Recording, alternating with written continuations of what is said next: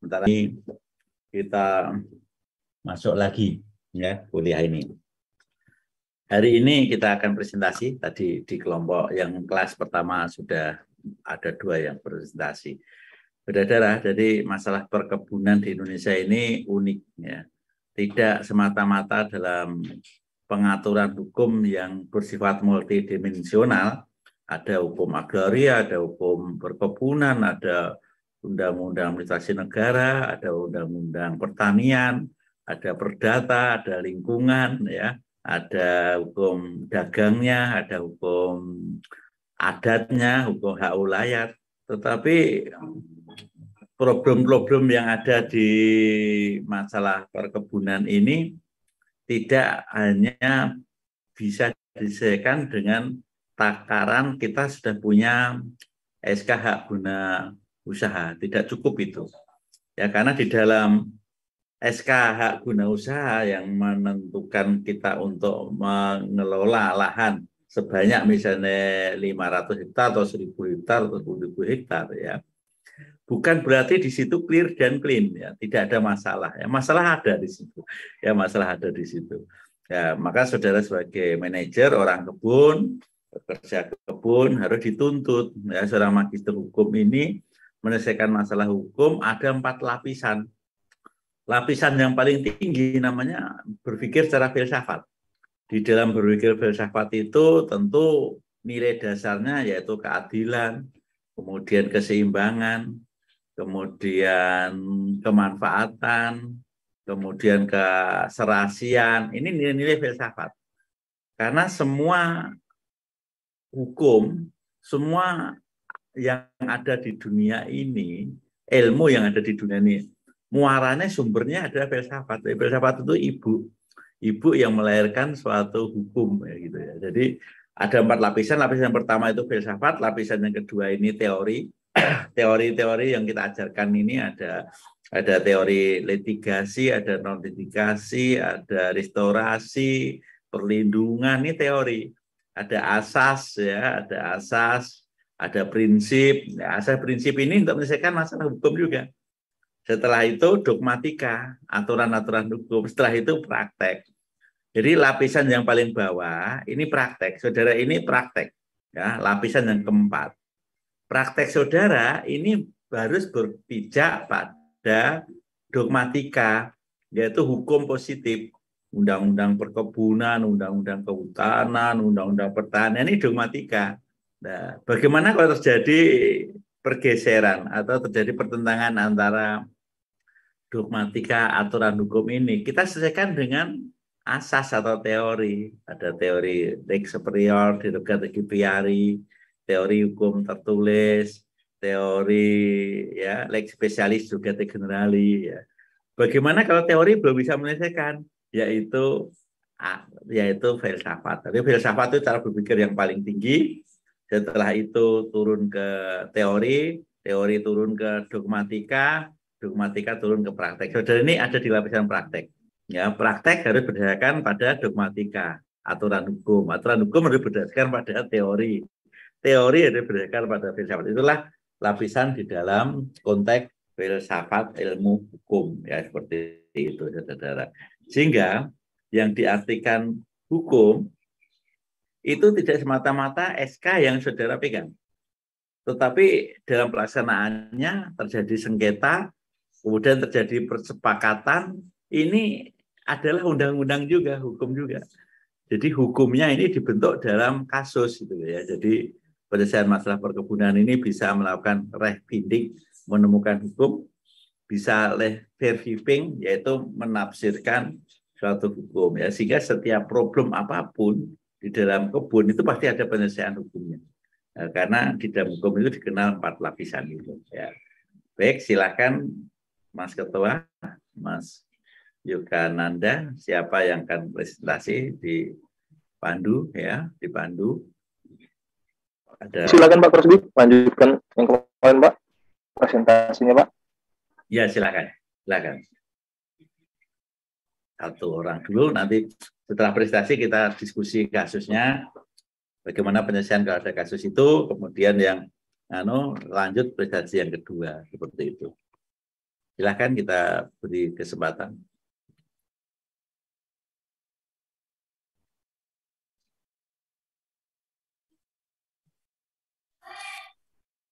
Yang lain, ntar saya cari dulu filenya Pak, bentar ya. Atau yang lain dulu, silakan juga Pak. Saya cari dulu. Saya dulu ya. Boleh, silakan. Masih izin share ya, Bro? Ya, silakan. Kelihatan, Pak? Kelihatan.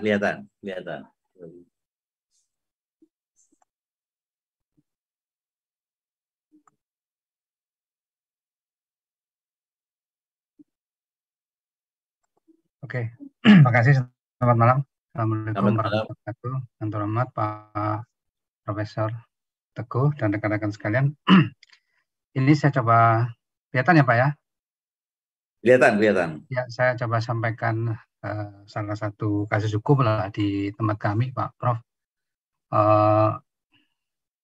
Sebagai pengantar bahwa di wilayah kami ya, wilayah 10 ini adalah wilayah terakhir di BGA yang perolehannya adalah dari membeli lelang dari sebuah PT Benau Indah yang sudah dinyatakan pilot lah oleh negara dan seluruh asetnya dilelang melalui KPKNL dan kita melalui beberapa proses mulai dari lelang sampai takeover kebun sampai pembangunan kebun, tapi akhir-akhir ini ada banyak permasalahan terkait hal tersebut, baik terkait HGU yang di dalam lampiran lelang dengan yang ada di PN berbeda maupun adanya klaim-klaim pihak ketiga yang saat ini kami hadapi ini. Ini real nih Pak Teguh. Jadi nanti saya harapkan mungkin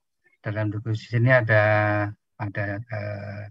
umpan balik lah atau dari second opinion atau apalah dari profesor sebagai praktisi lah dalam hukum. Saya sepakat tadi memang hukumnya kompleks ya, hukum agraria, hukum yang lain juga nanti membersamai dalam menyelesaikan kasus ini. Jadi ringkasannya seperti itu, Prof. Yang pertama proses lelang dari PT Benau Indah Group, kemudian ada klaim pihak ketiga, kemudian yang ketiga banyak kondisi kebun sebelum dan sudah lelang yang sekarang sudah kita kuasai. Nah, jadi kami pada saat lelang itu menggunakan nama PT Intisari Lestari ya, Prof. Jadi itu PT memang yang dibentuk untuk memenangkan lelang ini. Lelangnya ada 3 aset, yaitu PT Subur Ladang Andalan, PT Bangun Indah, dan PT Duta Sumber Abadi DSN. Kemudian seperti ketentuan di negara, lelangnya ini melalui KPKNL Pontianak dan sudah 4 kali dilelang, dilelang kelima lah baru kita ikut dan memenangkan. Kemudian di dalam lelang itu juga terlampir SKHGU dari 3 PT yang dilelangkan seluas kurang lebih totalnya itu kurang lebih 11.000 hektar dari 3 SHGU nomor 45, 46, dan 47. Kemudian juga ditetapkan pemenang itu melalui Pengadilan Negeri Pontianak pada tahun 2015. Risalah lelangnya semua lengkap, Prof. Wes. Kemudian kita juga melakukan kewajiban pembayaran negara lelang kurang lebih 160 miliar. Kemudian yang kelima, karena pada saat sebelumnya HGU dan segala dokumentasi itu ditahan di Bank Mandiri, sertifikat di Bank Mandiri, kemudian pada bulan April permohonan peningkatan sita hak Benau Indah Group atau sampai itu dikeluarkan oleh Bank Mandiri dan seterusnya. Ya, ini urutannya proses lelangnya. Kemudian pada bulan Juli diadakan balik nama dari PT-PT yang lama menjadi nama PT yang baru, Prof. PT SLA menjadi PT WAI, PT DSN menjadi PT SPA, kemudian PT PMI menjadi PT LSM. Sebelum dilakukan balik nama, sudah dilakukan pengecekan oleh BPN ke lokasi. Nah, gitu, Prof. Kemudian dalam perkembangannya ada klaim pihak ketiga yaitu PT Artu. Nanti ada petanya di belakang, Prof. Kemudian yang berikutnya, kenapa ada klaim pihak ketiga itu? Karena dari PT Artu itu memegang SKHGU yang berbeda dengan yang kita punya. Jadi ada di sini mulai muncul masalah, yaitu si PT poin 3 ini, Prof. Klaim pihak ketiga terus berlelang karena pihak BPN menerbitkan 2 peta bidang tanah bertentangan satu dengan lainnya, yaitu yang tertuang di dalam yang melekat di lelang itu tertanggal 16 Juni 97. Nah, tapi yang diakui versi BPN itu yang tertanggal 2 September 91. Jadi ada dua versi nih. Jadi lembaga yang sama dalam ini ATL BPN tapi mengeluarkan dua produk hukum yang berbeda. Nah, dalam perkembangannya kita tetap berpegang teguh sampai dengan saat ini, kita tetap berpegang teguh pada HGU yang melekat di dalam desa lelang dengan pertimbangan bahwa selama kurang lebih PT BIG ini beroperasi dari tahun 98 sampai kolaps di tahun 2000, dinyatakan kolaps tahun 2008 dan dilelang ke kita tahun 2015, tidak ada keberatan dari pihak-pihak luar terhadap adanya HGU tersebut. Kemudian tidak ada juga teguran atau peringatan dari BPN terkait operasional yang selama hampir 20 tahun dari 1998 sampai dipegang BGA 2015 tidak ada peringatan dari BPN. Nah, kemudian yang ketiga, masyarakat di sekitar perusahaan dalam ini tadi lupa saya sampaikan, Prof, bahwa PT BIG ini, Bendungan Group ini menganut konsep Pirtran. Jadi yang dijual ke BGA adalah kebun inti yang seluas 11.000, Prof.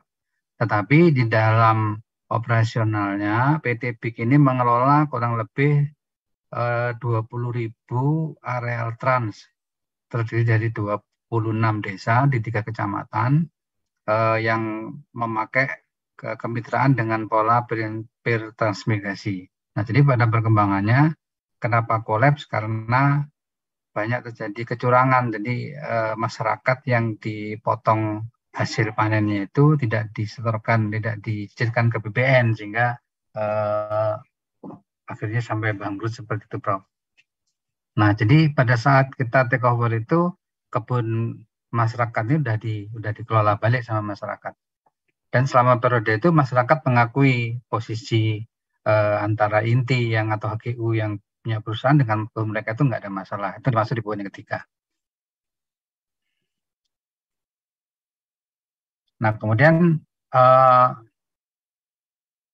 bila kita mengikuti HGU yang versi yang BPN itu, kita ada tumpang tindih dengan PT Sinarmas kurang lebih 220 hektar, kita tumpang tindih dengan Artu kurang lebih 3.600 hektar, dengan Tutang Lindung, dengan SHM, dengan kebun masyarakat. Jadi total ada 6.900. Dari 11.000 itu ada 6.900 yang tumpang tindih dengan kebun masyarakat. Nah, seperti ini Prof gambarnya. Jadi kalau yang HGU yang melekat di HGU lelang itu yang biru ini, Prof, yang garis biru ini. Ini adalah HGU yang melekat di lelang, yang melekat di risalah lelang yang kami terima. Sedangkan HGU yang di BPN yang kita ambil dari peta BPN atau BPN online itu yang ini, yang coklat-coklat ini, Prof. Yang ini yang ini ada 3 ini, yang garisnya isinya coklat, garisnya merah ini. Nah, jadi ini beberapa kondisi. Jadi karena posisi HGU seperti itu, kita jadi seolah-olah kita banyak menanam yang di luar HGU yang versi pemerintah gitu, Bro. Gitu, Pak. Jadi dengan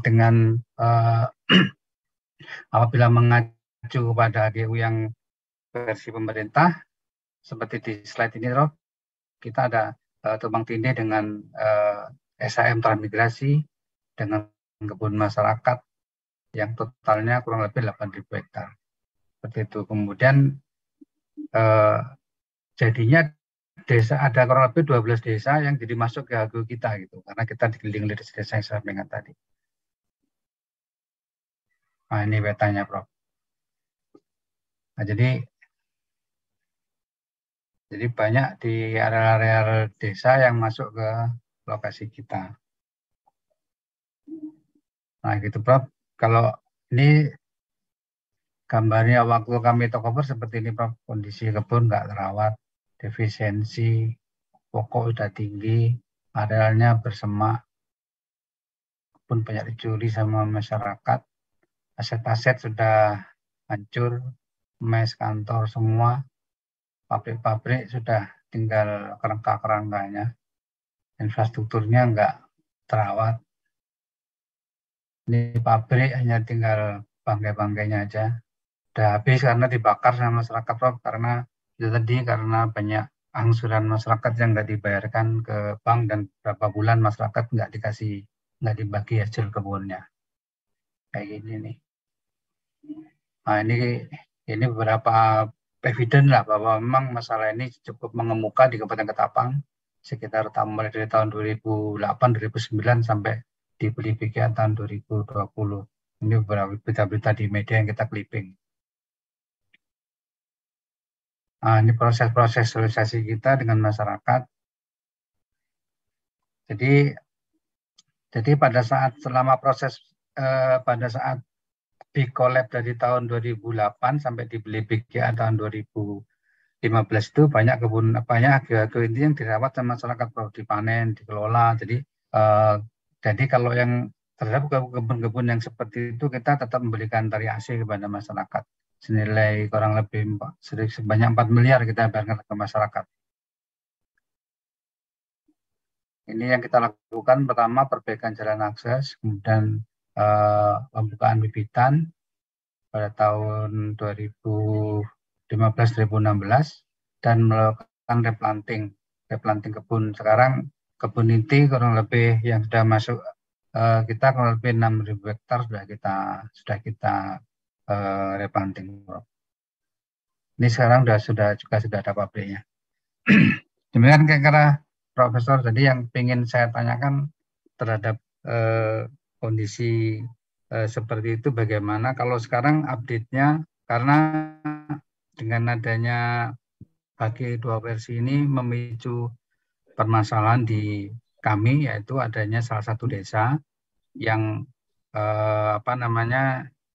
yang karena menganggap bahwa karena dia memegang HGU yang versi PPN, dia menganggap kita menanam di luar HGU, sehingga desa tersebut merasa berhak dan berusaha untuk mematok atau berusaha untuk mengambil area tersebut. Tapi kita tetap, penjelasan terakhir kita tetap sampaikan ke pihak desa bahwa kita tetap menunggu suaranya penyelesaian. Dengar Bapak ini. Sinyalnya kurang bagus ya, Bapak ya. 1, 2, 3 gimana, Bro? Masih jelek, Bro, suaranya. Nah, ini dengar, Bapak. Ini dengar. Ya, jadi update terakhir yang bermasalah dengan desa yang berusaha mengklaim lahan kami sudah kita bisa tetap pertahankan. Artinya kita sama-sama menunggu penyelesaian. Sekarang yang menjadi PR kami dan saya ingin mendapat istilahnya pencerahan lah dari proses adalah bagaimana menyikapi masalah seperti sampaikan di atas, terbitnya 2 jenis HGU pada objek yang sama, hanya berbeda tahunnya. Kemudian kalau saat ini sih penyelesaiannya memang tidak ada dari BPN, tidak ada niat atau tidak ada untuk memberikan yang benar HGU versi 91 atau 97, tidak ada Bro. Jadi saat ini yang dilakukan, yang bisa diberikan win-win solution oleh negara adalah kita diminta untuk mengajukan izin ulang terhadap area yang kita tanam di luar HGU yang versi BPN. Nah, seperti itu. Tapi itu saya pikir mungkin ini juga masih belum clear ya, karena yang kita khawatirkan kalau kita mengurus lagi izinnya dari proses mungkin dari ILOG, IUP dan seterusnya sampai IQ, pasti ada biaya yang keluar. Itu yang kemarin dari manajemen masih dikaji gitu, Prof. Saya kira begitu, Prof. Ringkasan masalahnya mungkin. Mohon maaf kalau ada yang kurang jelas, nanti saya jelaskan sambil ada diskusi gitu, Prof. Baik, baik. Terima kasih ya Bapak ya atas presentasinya ya. Tadi saya katakan ya, jadi persoalan perkebunan kita itu multi konflik ya, multi kompleks ya. Jadi ada permasalahan yang saling tumpang tindih ya, adanya izin HGU yang saling berbenturan. Ada juga HGU yang saling menyerobot oleh HGU yang lain dan seterusnya. Nah, ini disesuaikan dengan ini yang terjadi nih dengan teori. Ya, level aturan di atasnya teori. Di atas teori lagi namanya filsafat. Nah, dalam konteks HGU ini bisa timbul. HGU pertama tahun berapa, Bapak? HGU pertama itu tahun 91. 91. Berapa hektar Bapak yang diberi? 11.000. 9.000 hektar. 11.000. 11.000 ya Bapak ya. Tahun 91 dikasih hak guna usaha 11.000 untuk mengelola kebun sawit. Kemudian ada perusahaan yang jatuh pilot. Bapak ikut perusahaan ini ikut dalam konteks pilot tadi, lelang. Dilelang. Lelang. Kemudian setelah ikut lelang, perusahaan Bapak yang menang. Iya, menang. Kemudian dapat penguasaan HGU yang jumlahnya berapa hektar Bapak? 11.000 tadi, yang lampiran SK lelangnya yang 11.000 tadi, Prof. Nah, HGU pertama sudah dapat 91. Bukan, maksud saya kita kan mendapatkan perusahaan ini kan dari lelang.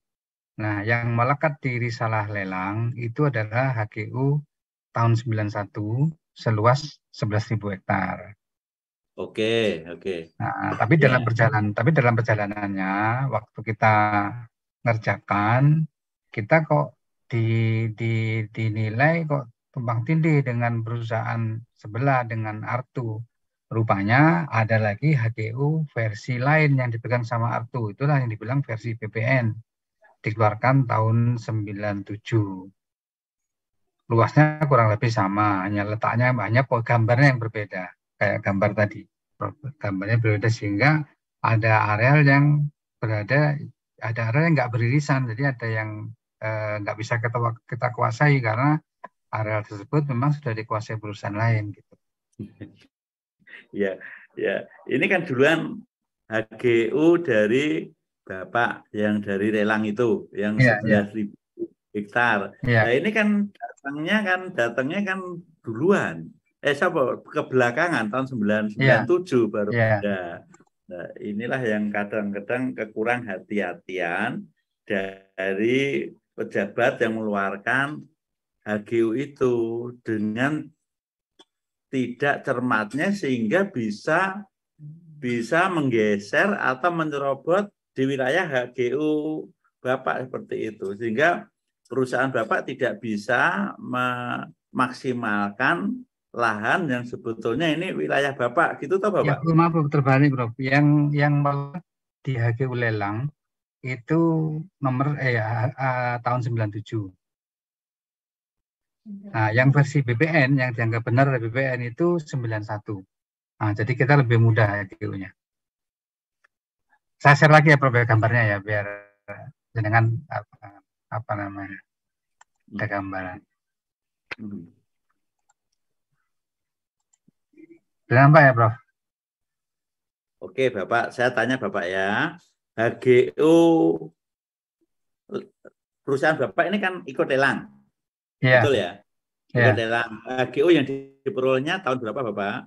HGU tahun 97. 1997. Ini jumlahnya 11.000 hektar. hektar. Oke. Bapak Gambarnya itu Prof, yang biru itu gambarnya Prof. Nampak ini ya Prof di layar. biru ya ya. Ah, Ada yang kuning, ada yang biru. Yang biru oke. ya, biru. Itu oke. Jadi perusahaan Bapak itu mulai operasional sejak menang HGU. Iya, Lelang HGU tahun 1997. menang lelangnya tahun 2015.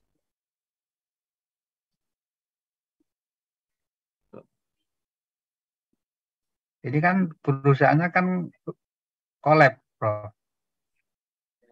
Collab Ya. sehingga dipilotkan sama negara. Bapak Hasilnya PT-nya Bapak PT apa Bapak? PT-nya Bapak apa? PT apa? PT ISL. ISL. Ya, ISL. Ya. PT ISL ini memperoleh mulai operasional tahun berapa Bapak? ISL 2015 setelah menang lelang. 2015.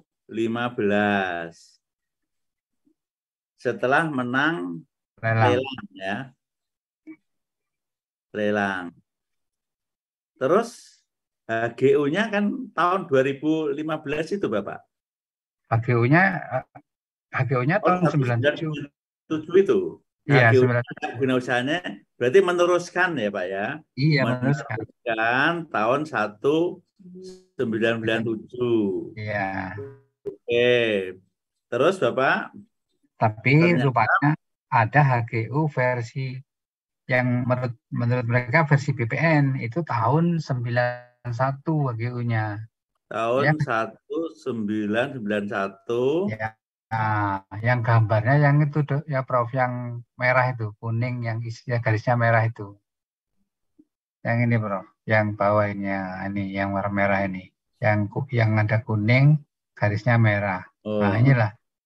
Nah, sementara kita sejak menang lelang ya kita baru kita melakukan operasional kebun, mereplanting karena tanamnya kan tua Prof. Kita replanting, kita kerjakan ya sesuai HGU yang ini, sesuai HGU yang biru itu yang 97. 97 betul. Disitulah kita tahu rupanya kita ada ini mau masuk tapi nggak bisa karena arealnya Artu, arealnya Sinarmas kayak gitu. Udah masuk kebun masyarakat, dikuasai masyarakat gitu, nggak bisa dilepas gitu. Nah, HGU tahun 1991 itu Bapak ini di dalam, jadi yang betul itu menurut dia HGU tahun 1991 ya Bapak ya? Ya, kalau menurut BPN 1991.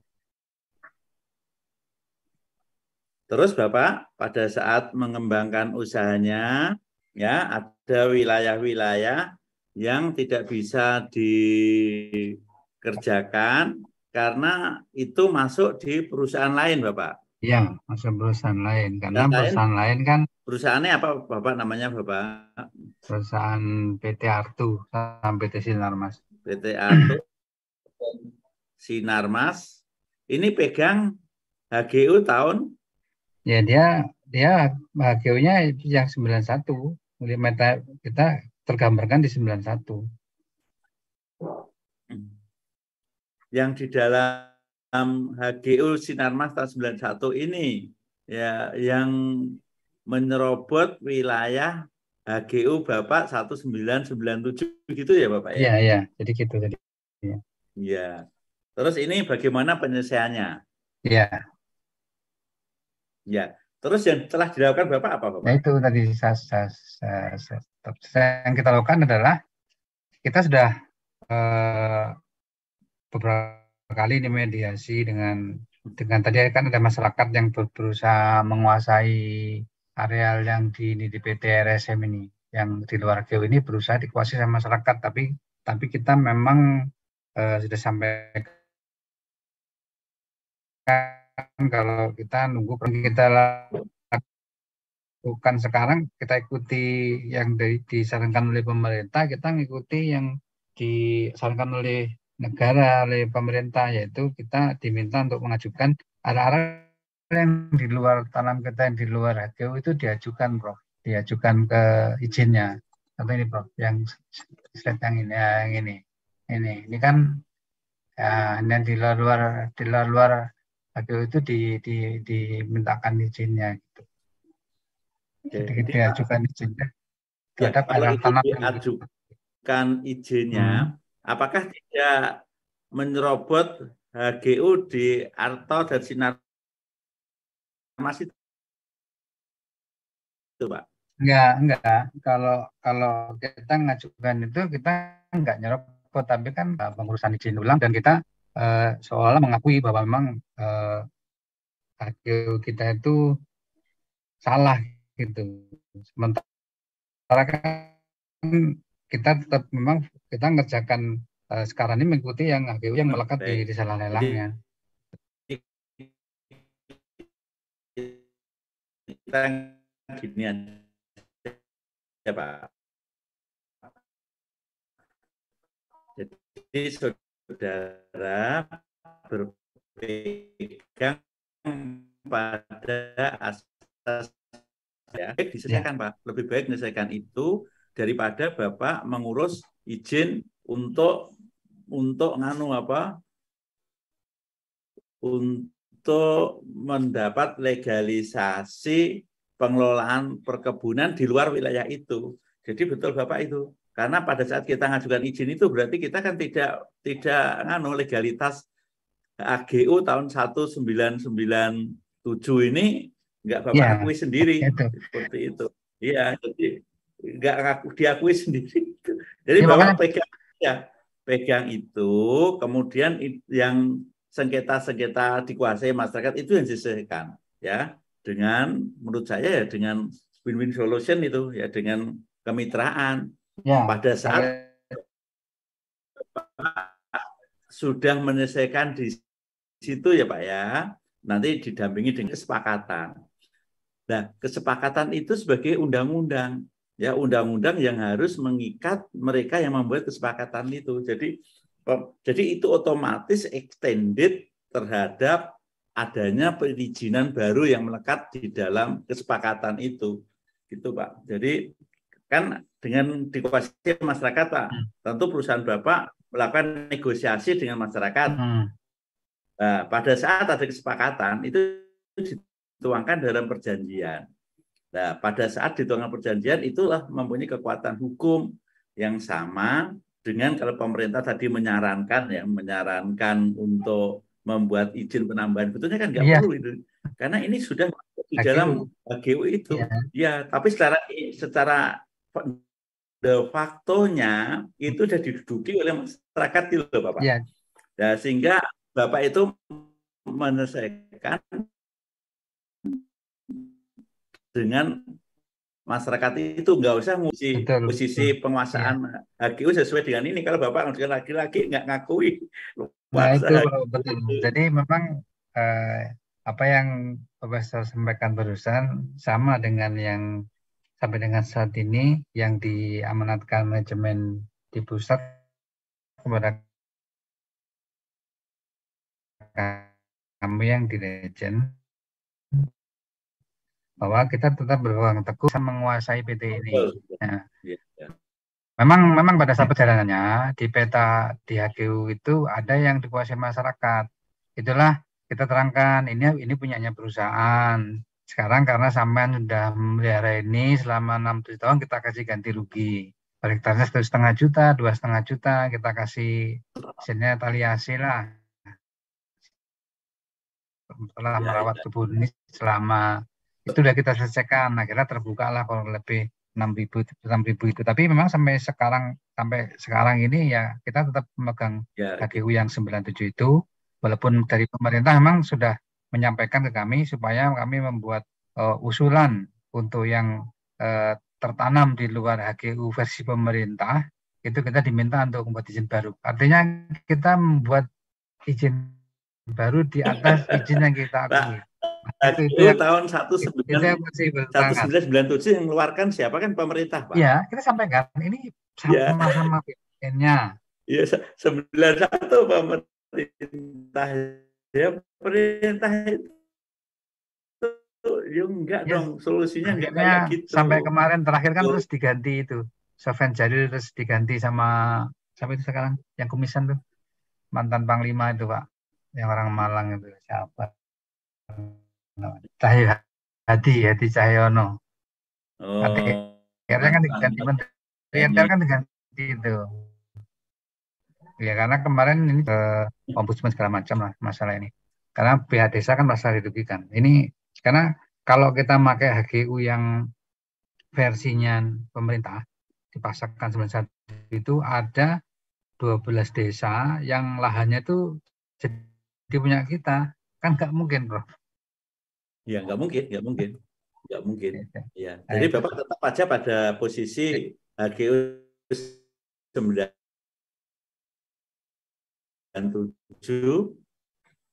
ya, tetapi kepada mereka yang telah menduduki di Ya, itu sudah. HGU Bapak itu aja, Ya, itu yang diselesaikan pas, situ, Pak. di situ. Jangan jangan Ya, ngajukan izin baru makasih, Bro. lagi. Masa mengajukan di atas Ini HGU-nya Bapak sendiri. Pak, kalau ngajukan lagi Bapak, berarti nanti extended waktu selesainya HGU, Iya, tambah panjang iya. wilayah itu doang. Lagi yang kita kan biayanya, Prof. Karena kan nanti pasti biaya kan nggak mungkin nggak ada biaya, pasti timbul biaya itu, Prof. Oh, Ngurus sana pasti, sini pasti. pasti. Itu Ya, yang langkahnya ada pendekatan ke wilayah. Tadi sudah ada titik temu ya. Bapak pada saat titik temu itu dituangkan ya Bapak ya di dalam ya, suatu perjanjian itu pasal 1338 itu berlaku sah ya. sebagai undang-undang. Yang dilakukan Betul, Bapak Prof. itu sudah betul itu. Terima kasih, Prof. Ini Ya. lega saya.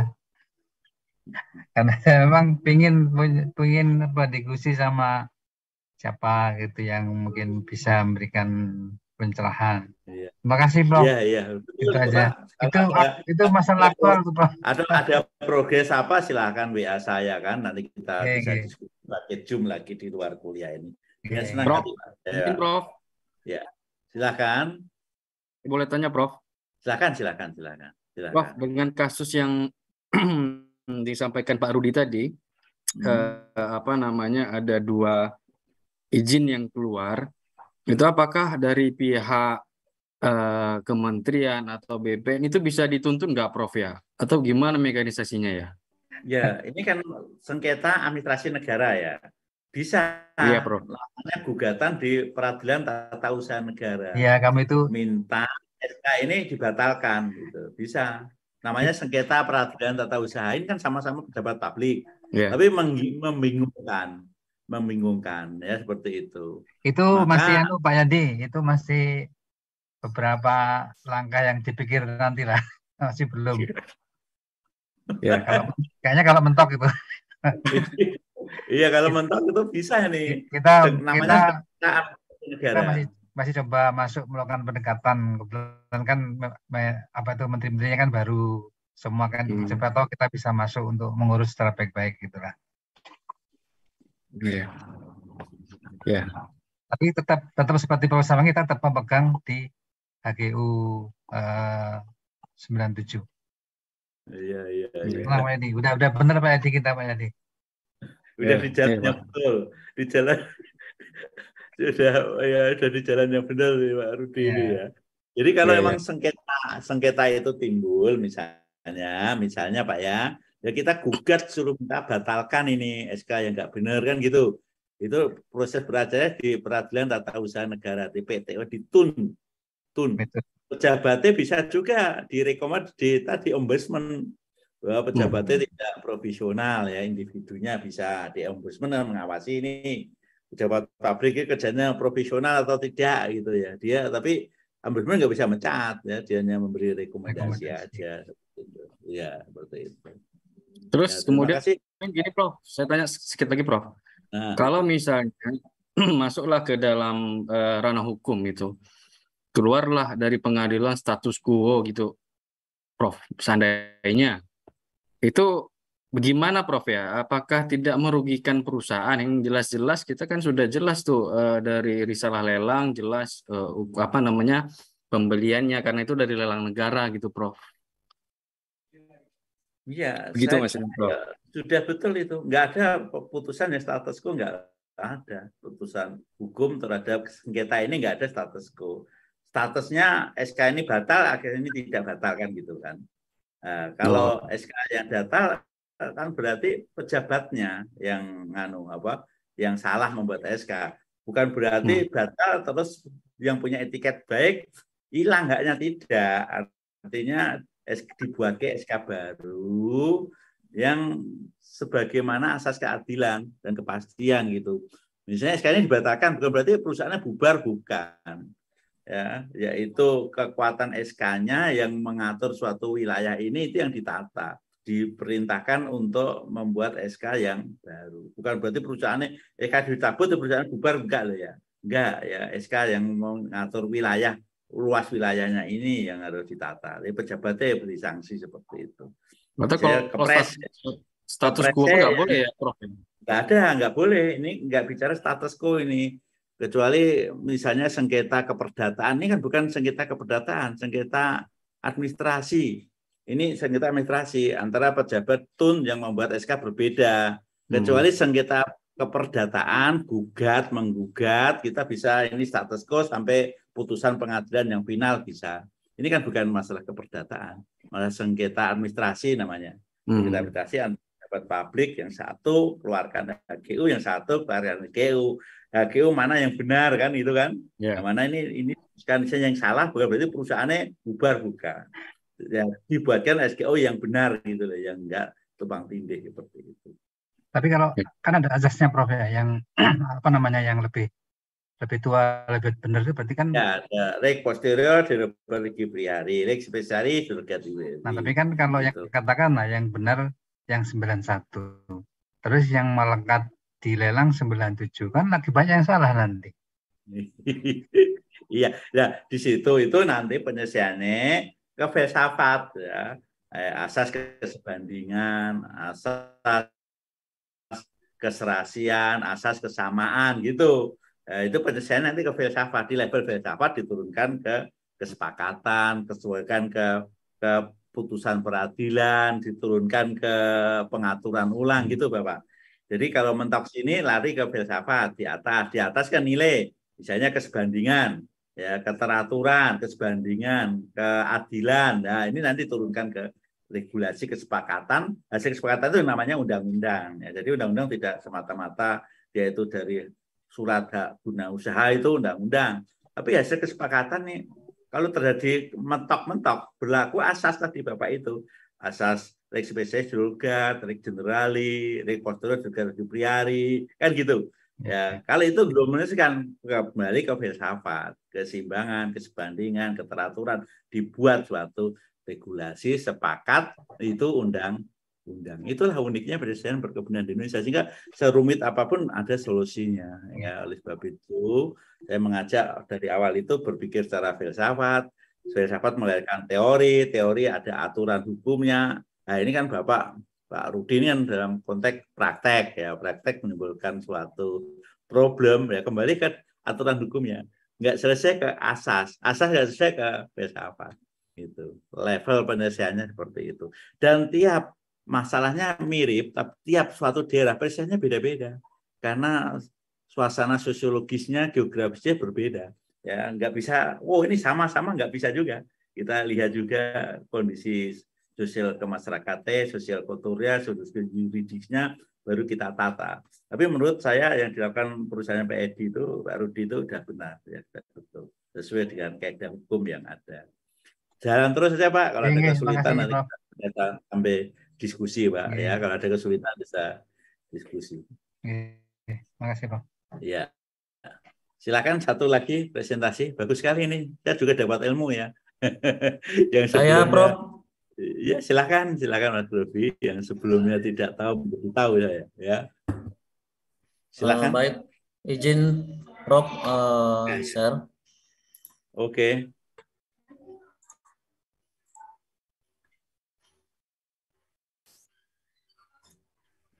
Udah kelihatan, Prof? Kelihatan, kelihatan, kelihatan. Jelas. Oke. Izin videonya di off, Prof, karena sinyalnya mungkin Ya, nggak apa-apa. kurang baik. Hmm. Baik, Prof. Saya coba memaparkan masalah di kebun saya. Mungkin bisa diskusi, Prof. Kasih masukan juga teman-teman yang lain, bapak-bapak yang lain. Ini Prof, dia ini luas areal statement atau luas kebun yang saat ini kami pegang. Di sini ada 3 kebun, kemudian ada yang kebun yang kecil-kecil 2 LPA sama KUT. Jadi totalnya sekarang yang saya pegang itu ada 16.928 hektar. Kemudian kebun ini ada di Bengkayang, Kabupaten Bengkayang, Kecamatan itu Kalimantan Barat. Di sini ada 2 masalah ya. Sebenarnya masalahnya nggak begitu besar, tapi saat ini kondisi di tempat kami ini lagi viral, Prof. Yang pertama, ownernya lagi kena status tersangka yang masalah kecil bisa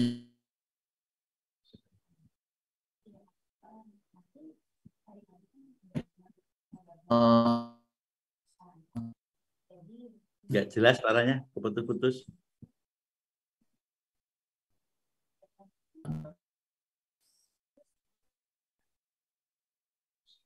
Bapak, suaranya nggak jelas.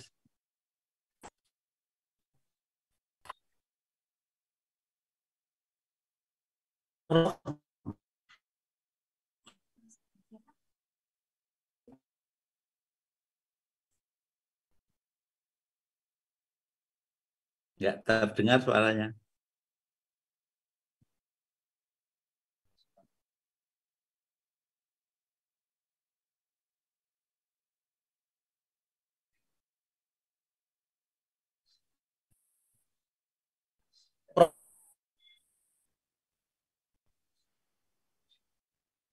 Halo, Ya, ini dengar nih. halo, Prof. Ya, ini dengar nih, baru dengar. Tadi nggak dengar. Ini masih kelihatan profilnya, slide-nya. Nah, slide-nya nggak kelihatan, dengar suaranya. Oke, saya dulu stop screen dulu. Mungkin Ya, kehilang tadi. kuat mungkin ya, nggak apa-apa. Bicara aja nggak apa-apa tanpa itu kalau memang nggak Oke. bisa.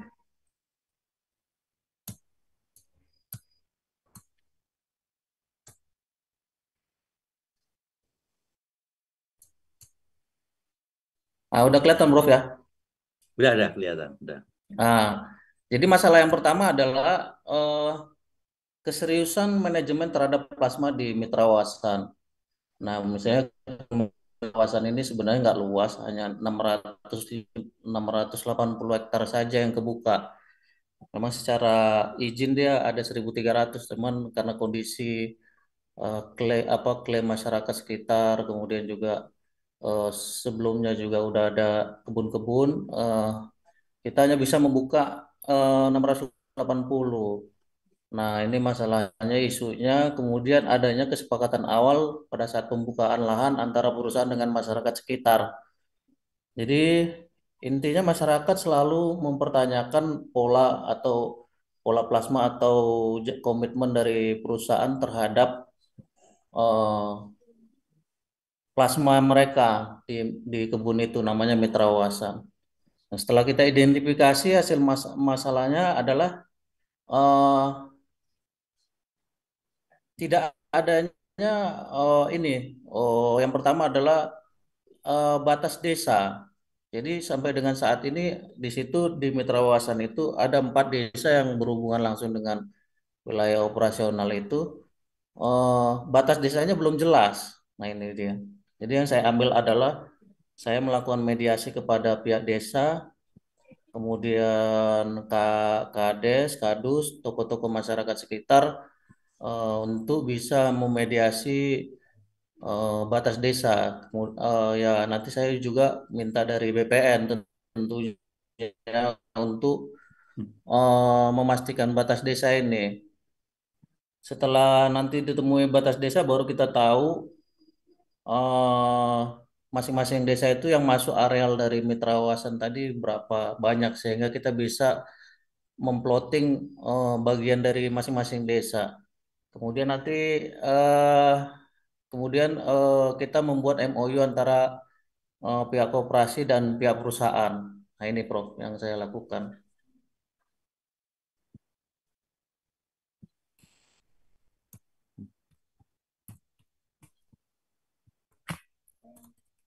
Kemudian masalah berikutnya Prof, areal ada areal 117 hektar. Itu menjadi diklaim kembali Prof, reclaim. Artinya kita sudah pernah membebaskan areal tersebut 117 hektar itu eh, ke desa, namanya ada desa desa eh, desa Kalon. Eh, Kemudian dia diklaim lagi oleh desa yang lain gitu, Prof. Nah, ini dia mengalami eh, bentrok lah antara masyarakat dengan perusahaan. Bahkan eh, pimpinan sudah memaksa bahwa itu akan tetap kita kerjakan, namun tetap aja masyarakat mengadakan perlawanan seperti itu, sehingga terjadi waktu itu sebelum saya sudah terjadi perlawanan antara masyarakat dan perusahaan, sehingga kantor di kebun itu mengalami kerusakan yang parah karena diserang gitu. Nah, pada akhirnya eh, lahan itu 117 hektar itu statusnya sampai dengan saat ini tidak terkelola, sudah hampir 2 tahun.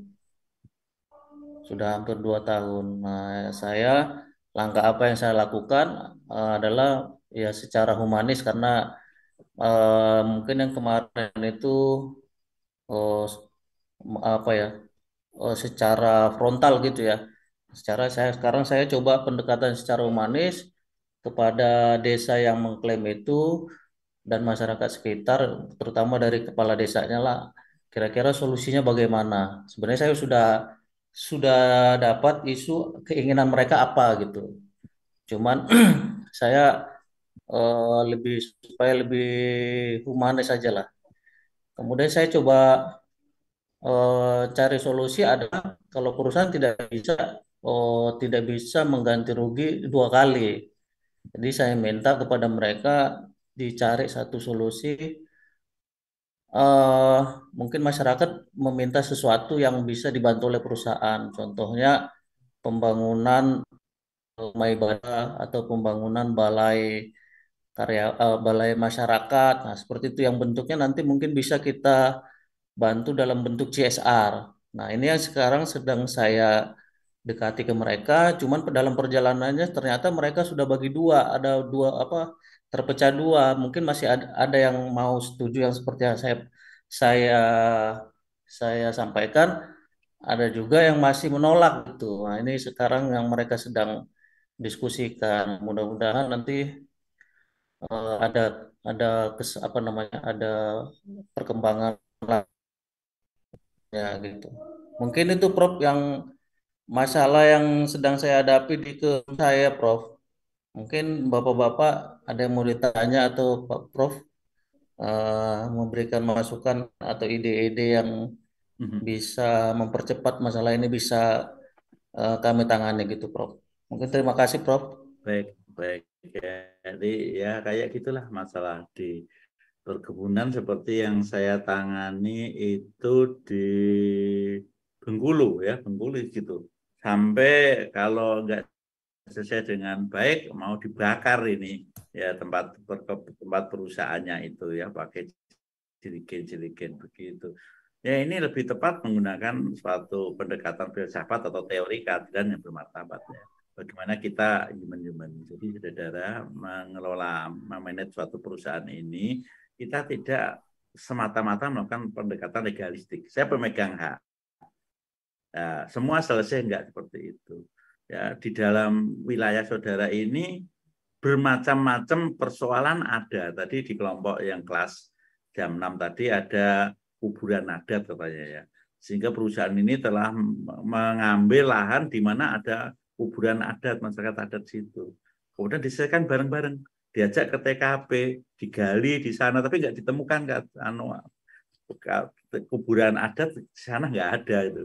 Ya, nggak ditemukan sama sekali. Meskipun demikian, dibuat perusahaan itu membantu ya, memberi konsinyasi, kemudian 13 juta ya, kemudian dibuat perjanjian supaya tidak melakukan klaim-klaim itu lagi dan seterusnya seperti itu. Jadi pendekatan yang utama human ya, tidak bisa pendekatan legalistik karena kalau legalistik pasti ya berbenturan dengan masalah-masalah yang lain. Oleh sebab itu yang namanya desa ini mesti ada batas-batasnya. Saya ini ngurusi pemilu di Indonesia. Ada itu nanti untuk menentukan TPS-nya, untuk suaranya, dan untuk pembantuan desa ini juga ada batas-batasnya. Cari ini, desa ada batas-batas wilayah pasti ada, ya. Karena saya dulu itu ngelola ini TPS, tiap pemungutan suara ada, ini masuk ini juga bantuan desa per desa berapa ini ada semua. Data di geografisnya itu batas-batasnya itu ada ya di Kemendagri.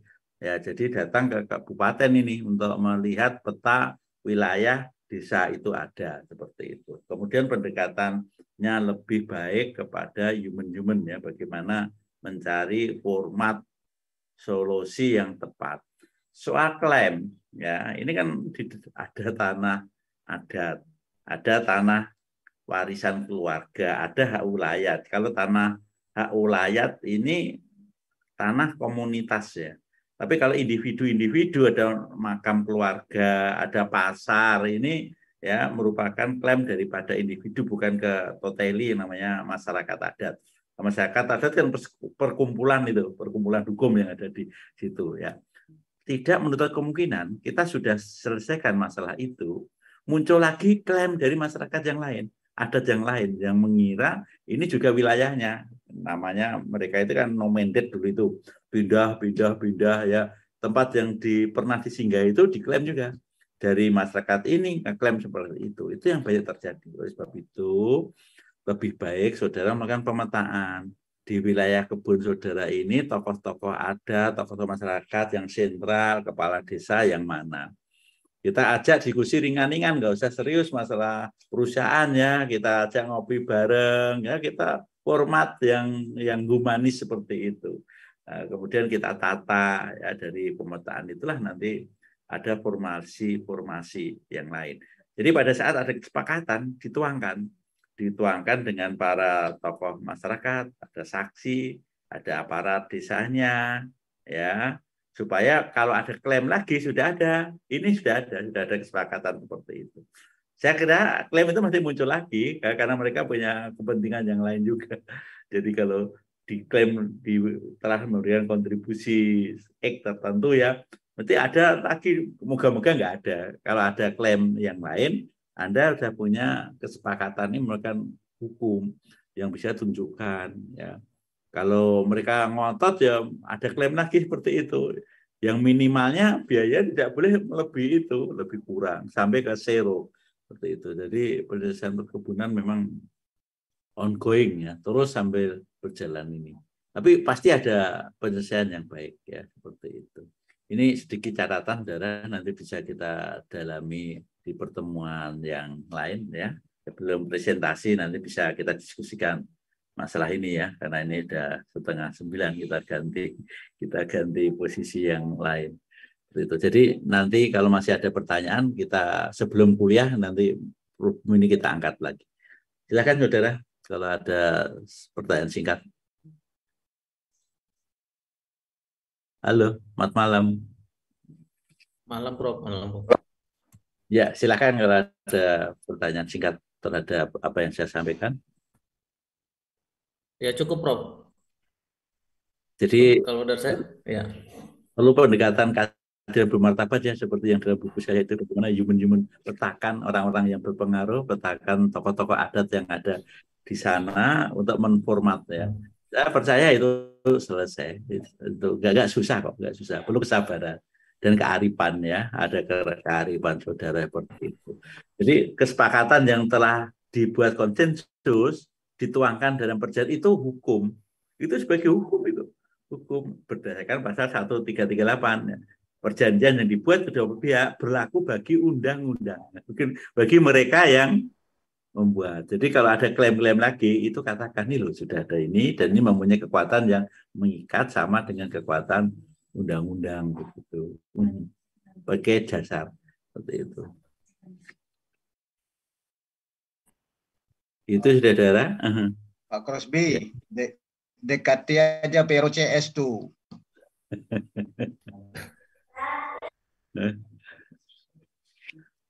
Kayak personnya lah ya, kayak person mana yang tokoh-tokoh adat mana ini kita harus akrab dengan beliau. Diajak apa, ngopi bareng atau apa istilah di sana ya. Sambil bicara ringan-ringan ya, nggak usah bicara yang waduh apa berat, ringan-ringan aja. Itu selesai nanti masalah itu dari pelan begitu. Termasuk yang Bengkulu ini berat juga, tapi begitu beberapa kali pertemuan, akhirnya semua bisa selesai ya. Termasuk tanah-tanah yang belum dipakai perusahaan, dipakai langsung tanami oleh masyarakat setempat. Nah, sudah sampai ada yang 3 tahun, ada yang baru 2,5 tahun seperti itu. Ya, pada saat perusahaan mau mengembangkan dan udah nggak bisa ditanami oleh masyarakat tempat itu. Akhirnya selesai juga dengan diakuinya, dijadikan kemitraan untuk membangun bareng dengan bagi hasil ya. Ada beberapa cara penyelesaian, ada yang minta ganti rugi, ada yang minta penyelesaian ya bagi hasil, ya macam-macam penyelesaiannya. Tiap manu beda-beda. Tapi semua selesai ya. Saya selesaikan di Bengkulu itu seperti itu. Pak Crosby, kepala desa Kalonnya kemarin kan dipenjarakan itu. Nah, itu jadi masalah juga tuh Pak. Jadi pemicu namanya juga. Yang baru nih. Ini yang baru namanya Jonathan. Iya, Jonathan itu jadi masalah juga itu nanti Pak. Maksud saya kan saya juga pernah di situ.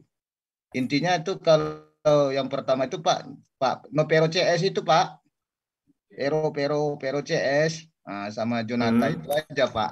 Seperti yang dibilang Prof tadi, uman-uman gitu aja Pak. Menurut saya gitu, karena kemarin di situ kan sistemnya sistem kekerasan itu, main saklak-saklak aja gitu loh.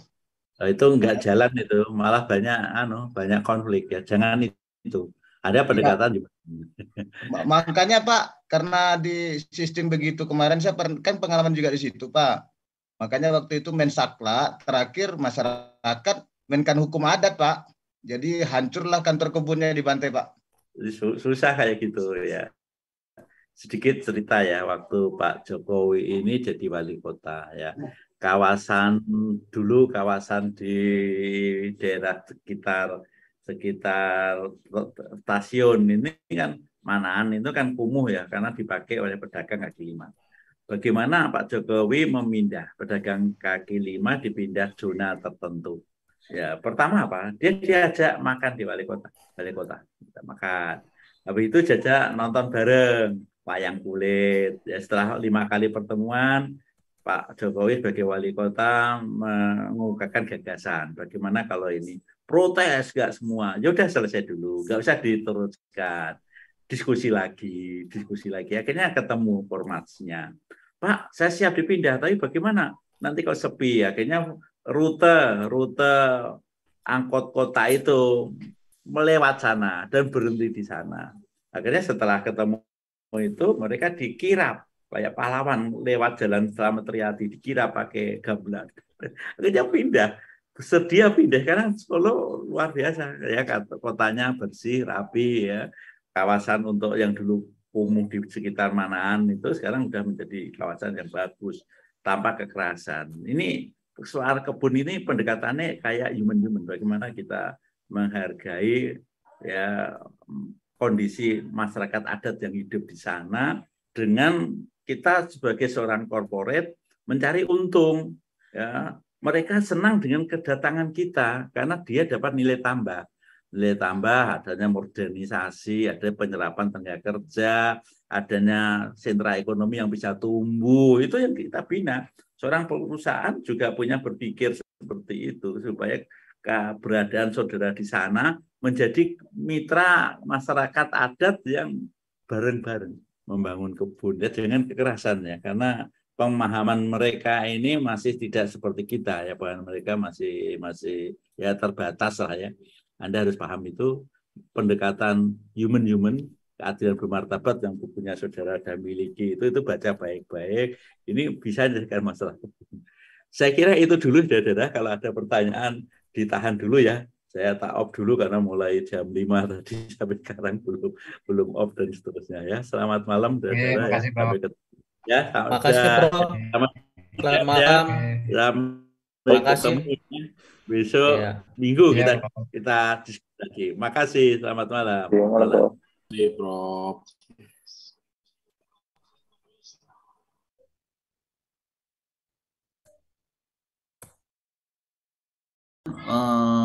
Kebun kita itu sebenarnya teritorialnya masuk kemana? Sejelas-jelasnya kan gitu.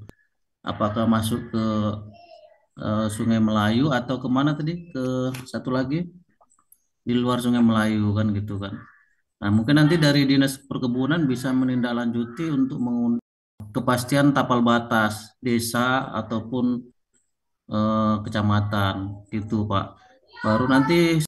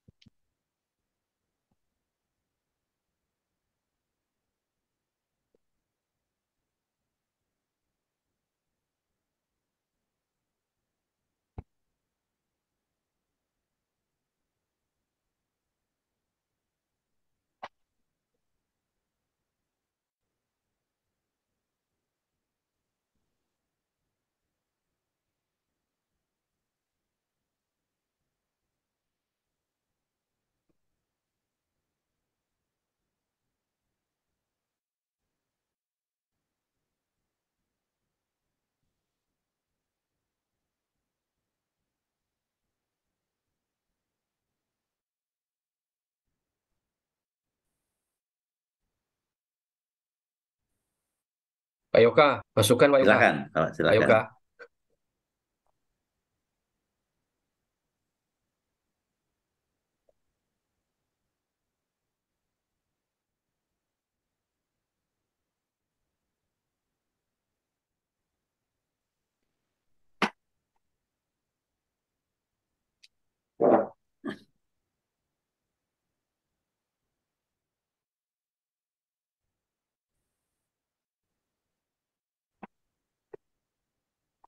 Silakan.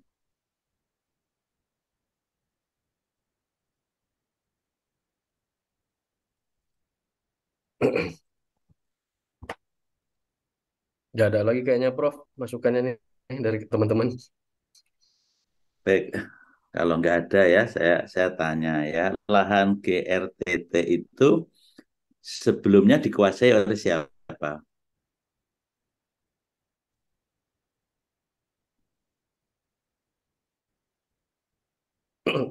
Ya, lahan GRTT itu sebelumnya dikuasai oleh eh, penduduk desa Sungai Melayu, Prof. Baik, penduduk Tapi rupanya setelah GRTT dilakukan, ya atas nama Baat tadi, Prof.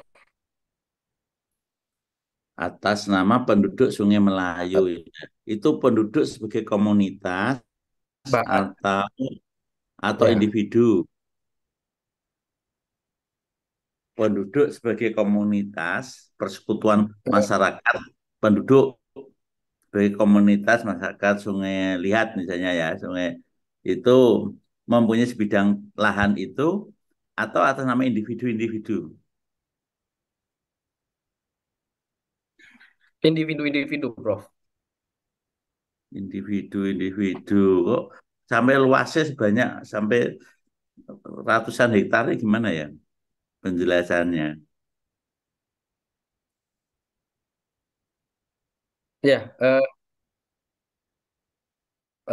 maksudnya kalau kalau GRTT total 2.704 ini itu jadi ada individu kan semua masuk ke Desa Sungai Melayu. Nanti dia melalui desa dan per individu lagi, Prof.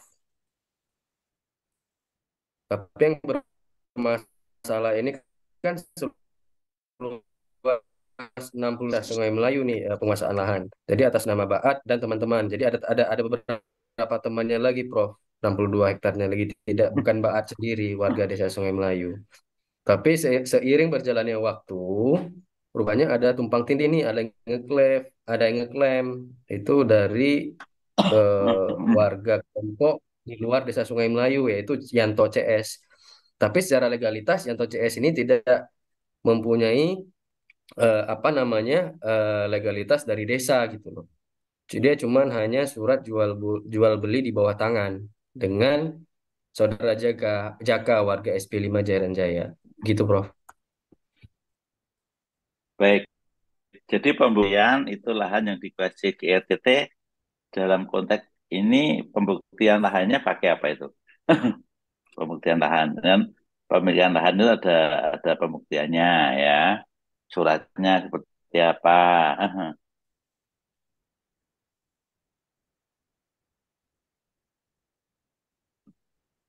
Iya. Supaya kita nanti tahu memposisikan, ini kan hukum perjanjian ini ya, perusahaan ini sudah punya Iya. hak guna usaha ya, sudah punya hak guna usaha, ingin mengembangkan diri gitu, Iya. kemudian memberi lahan lagi ke RT ya. Iya. Kalau hak guna usaha kan jelas ya, ada ya dengan Iya. pemerintah ya. Tapi ini kan dari privat, berarti kan Iya. perjanjian antara yang satu pihak adalah perusahaan, yang pihak lain adalah masyarakat ya, atas nama siapa masyarakat. Nah, kalau melakukan perjanjian ini kan yang pertama kausanya harus jelas dulu, syaratnya jelas. Yang diperjanjikan ini apa ini? Jelas. Dalam arti perjanjian, sewa lahan, jual beli lahan, kan itu harus jelas dulu itu. Kausanya apa ini? Kemudian sudah kausa jelas, subjeknya harus jelas ya. Subjek Iya. pelakunya kan jelas. Masyarakat itu Hmm. diwakili siapa? Apakah masyarakat yang perjanjian ini memegang mandat terhadap seluruh tanah individu-individu kan? Ini kan nggak mungkin secara individu mempunyai luas lahan seperti ini. Individu satu ya, tapi kalau tadi dengan individu-individu bisa. Apakah siapa yang melakukan perjanjian ini sudah merepresentasi wakil dari individu di situ? Kan jelas dulu subjek hukumnya dulu. Objeknya apa ya? Misalnya ini sewa beli atau sewa jual lepas gimana posisinya? Atau sewa atau perjanjian Ini apa gitu jual sampai periode waktu beli ini lepas, jual jual lepas, jual jual lepas, Prof. jual lepas ya. Oke. Ya. Ya, sinyalnya nggak begitu bagus. Jual lepas ya, Bapak ya. Ya, Prof. Ya, ya. Jadi kalau jual lepas termasuk tanaman yang ada di lahan tanah. Itu sudah dibicarakan belum waktu terjadi ini agreement perjanjian antara dua belah pihak itu. Itu termasuk itu yang dijual atau lahannya aja dia punya hak memungut sampai panen selesai atau tidak seperti itu waktu perjanjian. Jual lepas itu termasuk lahan yang sudah ada, misalnya di lahan itu ada tanaman kelapa sawit misalnya ya, atau tanaman lainnya.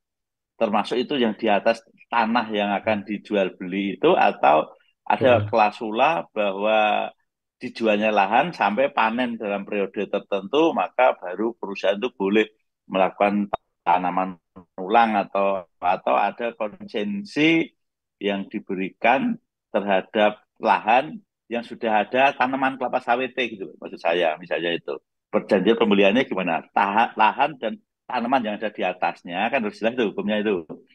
Ya, jangan kayak di Jambi tuh, kalau jual tanah, kue jali. Tapi begitu ada buah-buahan, waktu panen dia ambil itu. Karena yang saya jual itu hanya tanah. pohon-pohon di atas tanah itu nggak saya jual gitu. Mereka datang bisa ada durian, mereka datang langsung panen, bahkan dia nganu Ya. apa langsung ditebasin gitu loh, pohon pohon duriannya, pohon manggane langsung di itu. Ya jadi kalau di Jambi ini harus jelas clear gitu loh. Nggak tahu di masyarakat sana ya kalau jual lepas tanah itu sudah termasuk tanaman yang ada di atasnya atau belum ya. Saya belum tahu karena adat masyarakat di sana itu berbeda-beda ya. Kalau itu sudah nggak masalah, berarti ada. Cuma subjek hukum yang mewakili perjanjian itu apa punya legalitas bahwa tiap-tiap pemilik tanah secara individu itu mendelegasikan pada satu nama itu. Kalau hukum perdata itu ada cross action, jadi masyarakat yang banyak itu diwakili beberapa orang untuk melakukan gugatan. Termasuk kasus di ini Madukismo Jogja itu kan masyarakat di sekitar Madukismo merasa terganggu dengan adanya pabrik karena kebisingan polusi. Yang namanya masyarakat kan ribuan banyak itu diwakili oleh beberapa orang. Namanya cross action. Jadi dia dapat legalitas dari masyarakat itu mewakili urusannya. Apakah itu supaya nggak ada klaim dari orang-orang lain. Ini nggak ada klaim lagi dari kelompok Rudi CS atau kelompok mana lagi. Nanti akan timbul lagi klaim lagi. Karena merasa bahwa perjanjian itu belum mewakili. Ya, saya belum merasa dijual itu kan gitu. Nakal itu loh, nakal ya. Sebetulnya maksudnya itu tapi nakal kan. Ini kan yang kita hadapi kan situasi-situasi kayak gitu itu. Jadi harusnya jelas ya perjanjian jelas siapa yang mewakili perjanjian. Ini kan urusan hukum perdata ini ya bukan hak guna usaha tapi urusan perluasan suatu Ya. lahan ya yang di mana lahan ini diperoleh karena perjanjian ya. Sehingga kausanya ini harus jelas dulu ya. Kausanya jelas dulu kemudian subjek penjualnya ini kan masyarakat banyak ya masyarakat banyak nggak individu. Apakah itu sudah Ya. mendapat representatif ya dari masyarakat itu kan gitu. Kalau enggak mesti ada tuntutan-tuntutan hukum. Oh saya merasa nggak menjual, saya merasa ini padahal waktu itu dia terima bagian juga. Nah, ini bagian gitu ya.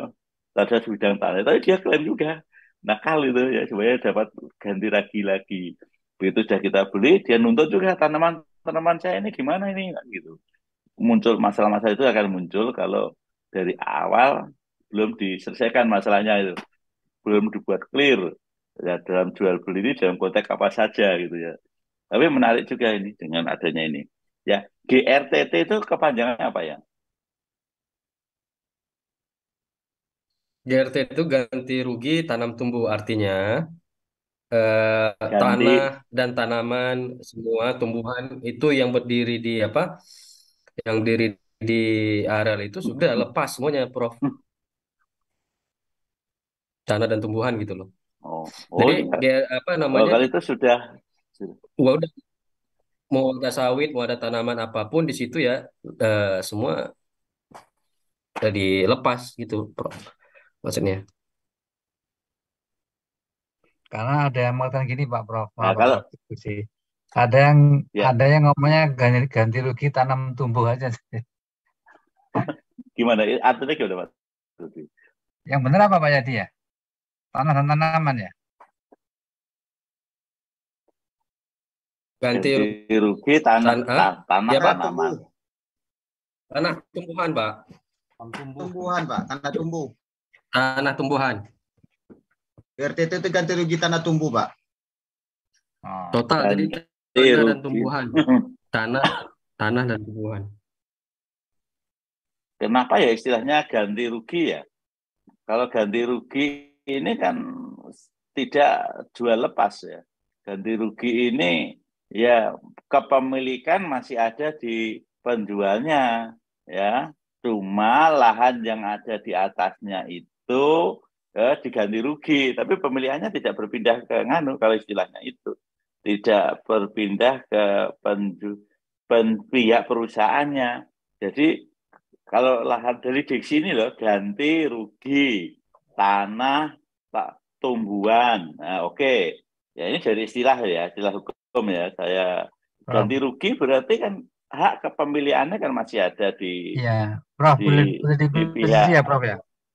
Ya silakan. Ini Prof, jadi ini memang sering nih diksi-diksi GRTT ini sering dibahas lah kalau kita lagi masalah hukum lah. Jadi kalau kita lagi mediasi itu baik di pengadilan ataupun kita mediasi dengan aparat pemerintah, ganti rugi ini GRTT ini selalu menjadi permasalahan gitu. Kalau yang sering kita pahami sebagai perusahaan ya, GRTT memang ganti rugi tanah dan tanaman atau tanam tumbuh lah, misalnya begitu. Karena pada prinsipnya tanah yang kita mau kerjakan itu tanah negara, karena dia berada dalam status misalnya tanah negara dengan status APR gitu, area penggunaan lain. Di dalam IUP kita atau dalam ILOG maupun IUP kita mendapat mandat dari pemerintah untuk menyelesaikan setiap permasalahan yang ada dengan masyarakat yang ada di atas izin kita itu, Prof. Jadi mungkin itulah muncul diksinya itu ganti rugi. Tanam tumbuh bukan seolah beli putus, karena kita memang nggak beli ke masyarakat. Kita mendapat izin dari perusahaan melalui IUP, melalui ILOG, melalui IUP, terusnya kadastral HGU, ada tanah negara. Sementara di situ ada hajat hidup masyarakat adat. Itulah yang kita diminta secara bijak menyelesaikan. Nah, itu Prof. Oh itu iya, PR kalau Agraria itu. kalau itu saya tahu, kalau tahu saya paham itu. Jadi posisinya ini ada di dalam hak guna usaha. Waktu saya katakan kan di dalam kebun ini kan masalah bukan langsung selesai. Saudara itu hanya diberi hak untuk mengelola di lahan itu. Tapi kalau lahan itu sudah ada tanaman-tanaman itu, Anda harus selesaikan. Makanya muncullah konsep GRTT kan gitu. Jadi jual belinya itu bukan lepas ya, bukan dalam arti wilayah kebun misalnya 1.000 hektar, kemudian perusahaan akan ekspansi beli ke masyarakat, itu kan bukan gitu. Itu masih dalam ruang lingkup HGU daripada perusahaan itu. Masuk ruang lingkup HGU, kemudian di dalam HGU itu sudah ada tanaman-tanaman yang dikelola secara tradisional. Nah itu yang diselesaikan dengan GRTT kan gitu ya Pak ya. Ganti ruginya itu loh, gitu ya, itu selesai itu masalahnya. Ya jadi itu bukan jual lepas namanya ya, GR. Makanya dengan istilah itu saya jadi bingung. Kok gitu masyarakat kok punya tanah itu, tanah negara, yaitu di dalam HGU perusahaan saudara. Tapi di dalam perusahaan saudara itu timbul namanya masalah-masalah karena sudah dikuasai tanah negara yang nggak digunakan, itu dikuasai rakyat untuk kebun-kebun, untuk apa ya, tanaman-tanaman gitu. Jadi hanya hidup orang banyak ini yang saudara selesaikan. Tapi sebenarnya, Prof, salah satunya muncul namanya GRTT. Sebenarnya negara sebagai apa ya, sebagai penyelenggara negara melalui Dinas Perkebunan itu kan sudah mengeluarkan peraturan. Saya lupa nomornya ya, bahwa setiap pembukaan izin yang baru itu perusahaan berkewajiban untuk membangunkan kebun masyarakat seminimal seluas 20% dari itu kan juga salah satu way out-nya lah kira-kira, supaya misalnya ada tanaman-tanaman tradisional mereka yang kita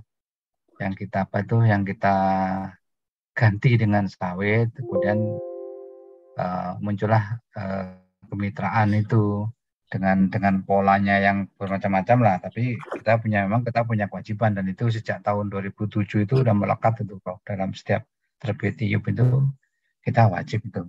Ada yang 20, tempat kami yang terakhir malah karena kesepakatan dengan desa itu 30%.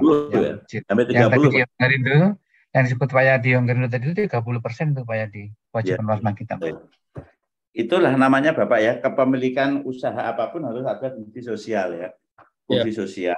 Apalagi ini kan hidup di tengah-tengah masyarakat yang dia menggunakan, hidupnya masyarakat menggunakan lahan, Pak. Ya, tidak ngano ke pertanian ya, enggak posisi enggak perikanan ya. Dia menggunakan lahan itu dia untuk hidupnya dia. Ini pemerintah dengan kebijakan plasma, kemudian membangun kebun 20%, CSR ini sebagai upaya supaya adanya perusahaan itu mata pencarian penduduk itu terputus gitu loh. Terputus karena diganti dengan perusahaan, dia losing penghasilan itu. Dipakailah pola-pola yang namanya ada plasma, ada CSR ya, ada usaha-usaha sosial lainnya ya. Jadi ya kebun ini hadirnya ini memberi kontribusi yang bermartabat bagi masyarakat itu ya. Oleh sebab itu perlu disinergikan ya, masyarakat di situ disinergikan. Makanya saya katakan dulu di negara-negara yang saya kunjungi itu negara China atau di sosialis lah. Ya, di sana itu saudara memulai usaha ini clear. Ya karena apa clear? Ya karena nggak ada hal yang rumit kayak di Indonesia. Oh ya kalau saudara bisa memulai kebun di Indonesia itu sudah orang hebat lah, betul. Karena problemnya mata-mata dicari kertas undang-undang nggak itu. Saya mengajukan gugatan ke pengadilan nggak itu. Problemnya itu lebih banyak pada bagaimana you melakukan human ya. Human itu memanusiakan manusia yang hidup di kebun itu. Dengan adanya memulai usaha misalnya 1.000 hektar ya. Di dalam ini kan mereka punya penghidupan ini. Mereka sudah pikirannya sudah nanti saya hidupnya bagaimana ini pakai kebun ini udah ditulah pemerintah datang dengan ya, melakukan ya plasma, CRR dan GRTT itu. You selesaikan nih masalah yang ada di kebun gitu. Gitu ya Pak Rudi ya? Iya, gitu. Ya. Ya, saya dapat pengalaman input banyak ini. Terus terang ini. Jadi nanti tolong itu ya saya mungkin bisa membuat buku dengan bapak-bapak ini tentang kondisi yang di kebun kita tata hukumnya gitu loh ya. Ya, bisa ini membuat artikel apa-apa ya. Dari kesulitan di kebun kayak apa nanti saya lihat tugas Bapak itu, nanti kita tinggal ilmiahkan ini dari pendekatan hukumnya begini. Ini kan teoritasinya kan, teorinya filsafatnya, dogmatika kan sudah nih hukumnya ini ya. Ada luar biasa ya. Inilah perkuliahan nih, kita saling take and keep ya. Saya kan bukan orang kebun, saya nggak ngerti GRTT tadi enggak. Tapi begitu tahu istilah, di benak saya udah timbul pikiran-pikiran hukum yang benar kayak gini itu ya. Karena penguasaan hukum kita kan udah banyak itu ya. Sehingga kalau ini harusnya ini kan nggak pas kalau itu jual beli dari masyarakat nggak pas. Subjeknya ini nggak jelas, nggak mungkin individu punya lahan begitu banyaknya. Ternyata lahan itu ada di wilayah kebun ya clear kalau itu. Jadi you harus berkewajiban ya melakukan ganti rugi lah terhadap tanaman yang ditanam di kebun yang tanah yang dulu itu belum punya hak guna usaha tanah negara, sekarang ada hak guna usaha, you mau mulai usaha tolong diganti rugi itu kan gitu.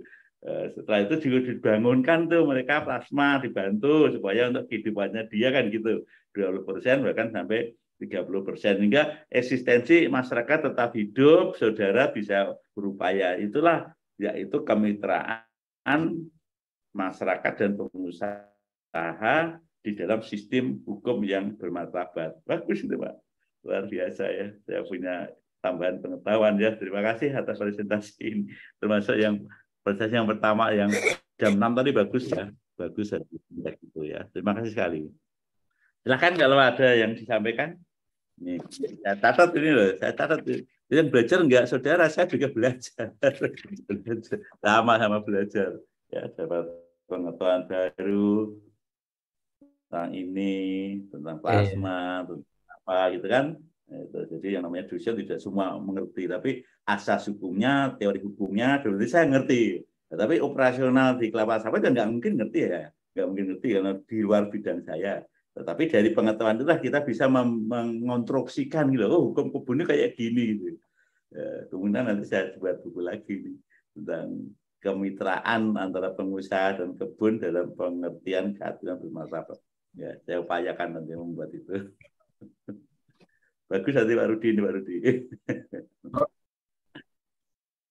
Silakan. Prof. Ada lagi. Halo, Prof. Ya, silakan. Saya mau nanya sedikit nih. Jika seandainya ada suatu individu atau komunitas gitu, ini perusahaan belum masuk nih Prof, tapi dia sudah mulai berang di satu tempat. Contohnya itu areal administrasinya itu Sungai Melayu tadi ya. Kalau secara desa, tapi ini tiba-tiba datang orang luar nih. Orang luar berladang lah di situ secara tradisional. Nah, itu kalau secara legalitas, apakah orang luar tadi itu harus mengurus juga ke desa Sungai Melayu secara legal ya? Atau jika dia berladang di situ, otomatis itu menjadi hak dia tanah negara itu, Prof. Karena begitu perusahaan itu masuk, pasti kan perusahaan masuk dalam suatu lokasi, diberikanlah lagi oleh pemerintah, masuklah daerah administrasi Sungai Melayu. Artinya perusahaan harus mengurus semua legalitas desa Sungai Melayu. Nah, apakah yang tadi orang luar tadi berkebun di situ secara tradisional itu hak dia? Apakah bisa seperti itu ya, Prof? Tapi secara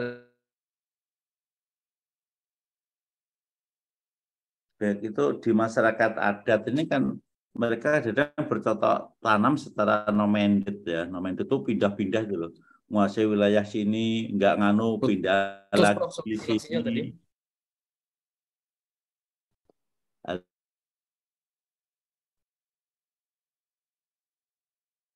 Bapak bisa dengar suara saya?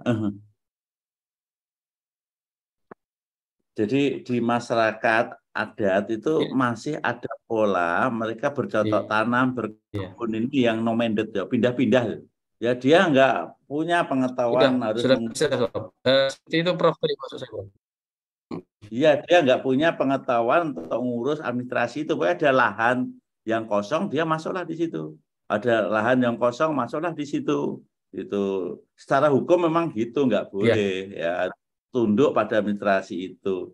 Tapi mereka kan realitanya ada di situ gitu. Realnya ada di situ ya. Klaim mereka itu dia nomendet itu pindah-pindah. Makanya hak wilayah dalam putusan MK itu harus ditentukan batas-batasnya yang jelas. Ya, jangan sampai ada klaim kita sudah mulai usaha. Oh, dulu saya duduk di sini, ini warisan nenek moyang saya nggak boleh gitu nanti ke depan.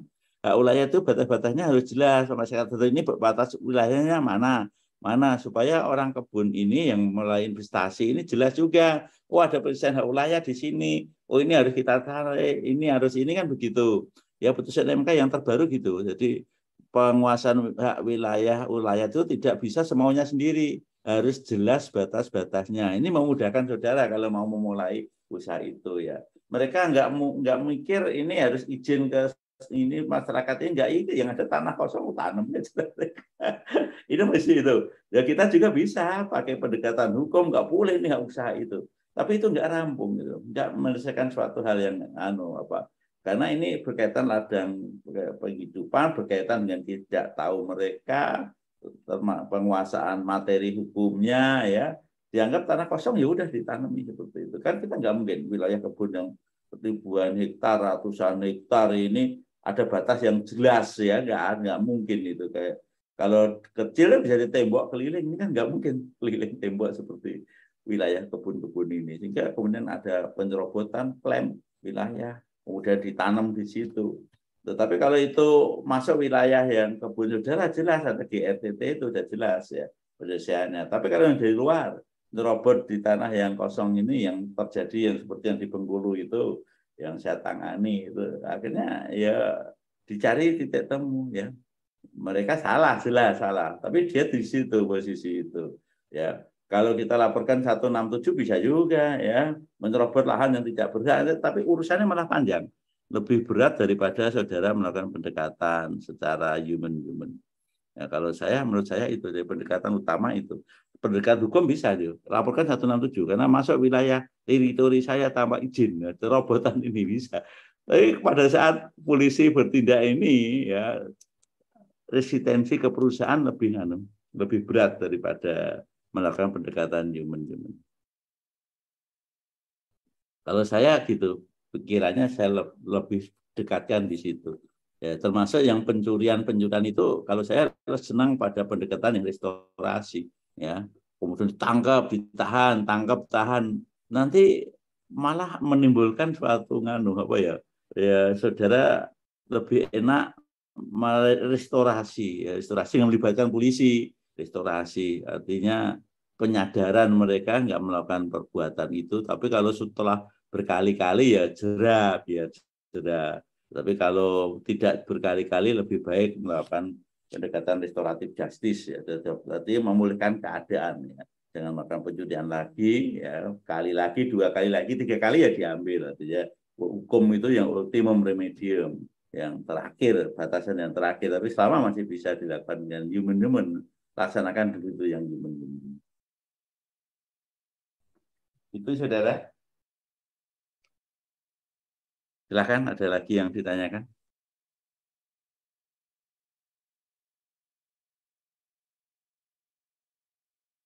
Pak Sitepu, Pak Sitepu. Malam, Pak Sitepu.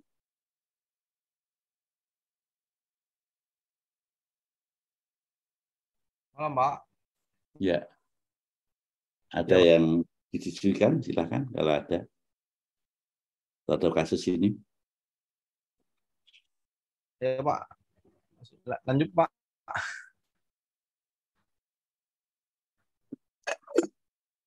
Ada yang didiskusikan.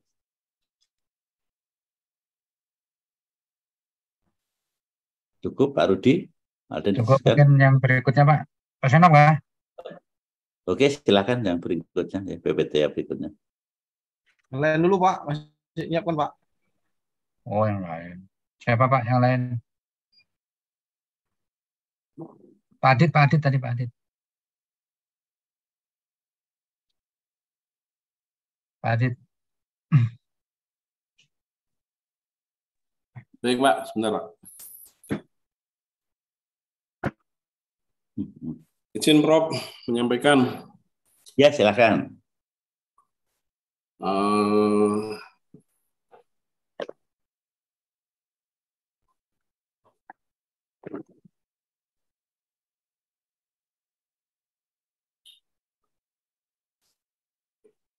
Bentar, hilang. Bentar, Prof.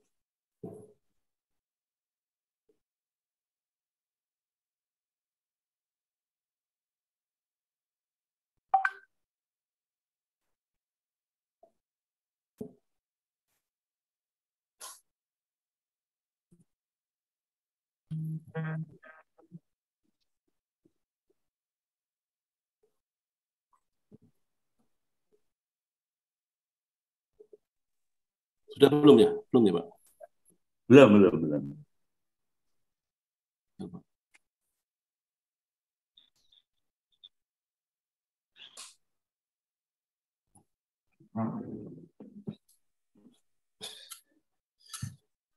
Sudah ya, Pak ya? Baru kelihatan, baru. Udah, silakan. Baik, Pak. Jadi ini yang kami hadapi keseharian lah di kebun. Masalah ini, Pak, masalah absensi HK, Pak. Jadi kalau kami itu kan ada namanya turnover TK panen, kan, Pak. Jadi itu ada masalah yang pertama itu, yang ada masalah itu tentang indisipliner, Pak. Jadi tidak disiplin karyawan itu, melanggar peraturan perusahaan, sehingga dia itu masuk turnover, dia makanya kurang. Nah, ini salah satu contoh tuh kayak gini, Pak. Jadi yang kuning-kuning itu HK-nya nggak penuh dia. Jadi di lapangan itu ya karena kerjanya, misalnya jam kerjanya nggak dapat, outputnya nggak dapat, itu kita proporsi, Pak. Jadi dia itu berkurang, dan nantinya akan berpengaruh ke absensinya, terus berpengaruh ke pendapatannya, Pak.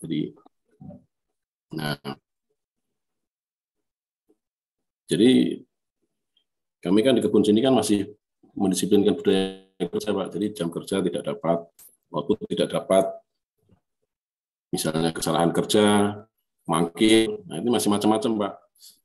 Minta apa? Bagusnya itu apa? Di lapangan itu masih ada yang sesuai proporsi tadi, Pak. Proporsi jam kerjanya. Misalnya dia 7 jam kerja, karena dia kerja 5 jam, 5/7.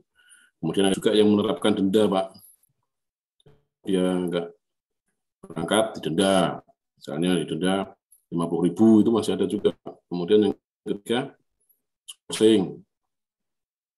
Skorsing itu ya karena ada kesalahan, ya kamu besok nggak berangkat, kan surat 3 hari nggak masuk besoknya, gitu Pak. Terus yang keempat, surat peringatan, ST, SP3, dan PHK. Nah, ini yang masih banyak Pak, di lapangan itu ada 4 kriteria seperti ini. Dan di kami itu sekarang ada, jadi kalau seandainya dia kurang dari 20 hari dalam 1 bulan, sistemnya itu secara otomatis hilang Pak. Jadi karya itu namanya bulan kedepannya itu hilang. Jadi itu yang menjadi banyak karyawan yang akhirnya menuntut, Pak saya bekerja sudah lama, kok langsung hilang misalnya. Misalnya contoh nih masalahnya di saya nih, walaupun bukan di kami, tapi ada kejadian juga itu yang di Windu Pak. Di Windu itu karena pas waktu pandemi itu kan pulang, mau balik ke sini positif, jadi harus di Jawa sana harus 14 hari lagi. Terus mau balik ke sini nggak bisa lagi karena harus vaksin. Setelah vaksin mau tes PCR positif lagi, akhirnya nggak bisa ke sini lagi. Nah, terus dari perusahaan akhirnya karena nggak ada bekerja, dia udah 12 tahun Pak. Jadi dia 12 tahun itu dia menuntut, Pak saya 12 tahun, kenapa saya nggak bisa lagi masuk dari awal? Dia masih masuk lagi dari awal lagi Pak. Jadi hilang sistemnya, bisa bekerja, tapi yang 12 tahun itu hilang, dia harus masuk dari awal lagi. Jadi perusahaan bersikeras, ya karena tidak ada pemberitahuan. Nah, kemudian yang jadi masalah juga di perusahaan itu tidak ada Pak surat teguran, surat peringatan 1, peringatan 2-nya itu nggak dilakukan juga. Jadi sampai ke pengadilan tingkat kabupaten ini Pak. Jadi masalah dia harusnya 12 tahun, dia mintanya kerja tapi lanjut gitu Pak. Nah ini salah satu contoh untuk masalah yang di absen tadi Pak. Terus ya menurut Bapak bagusnya untuk di lapangan bagaimana Pak? Karena di lapangan yang saya lihat masih ada proporsi sesuai dengan jam kerja, ada denda kepada karyawan, ada skorsing kepada karyawan, ada surat peringatan ST, SP1 sampai SP3 baru kita nanti keluarkan, gitu, Pak. Itu sih Pak, terima kasih Pak. Ya, ini kaitannya dengan masalah administratif ya, tenaga kerja. Jadi Ya. kuliah awal dulu itu sekarang sudah terbukti semua ini kasusnya, bahwa undang-undang perkebunan ini bersifat multidimensional ya. Hukum adatnya sudah, hukum administrasinya termasuk tadi ada ini berkaitan dengan masalah tenaga kerja ya, undang-undang tenaga kerja. Anda harus tunduk pada undang-undang tenaga kerja ya, pengaturan tentang tenaga kerja ya. Ada beberapa sistem yang saudara lakukan dalam undang-undang tenaga kerja ini ya, bagaimana rekrutmen, bagaimana karier ya, perusahaan memakai mana ya, SDM-nya ini pakai mana, harus pelajari dulu. Setelah itu anggaran dasar perusahaan kayak apa, sebelum sampai pada PHK kan ada tahap-tahapnya ini. Yang namanya pandemi ini kan situasi darurat ya, sehingga aturannya tidak persis seperti yang ada dalam situasi normal ya. Kalau situasi normal begitu, tapi kalau ada pandemi beda juga ya. Saya 2 tahun nggak masuk di kampus Mas. Pulang kampung saya pulang Jogja karena emang nggak bisa, kampusnya close dulu ya, nggak bisa bekerja saya.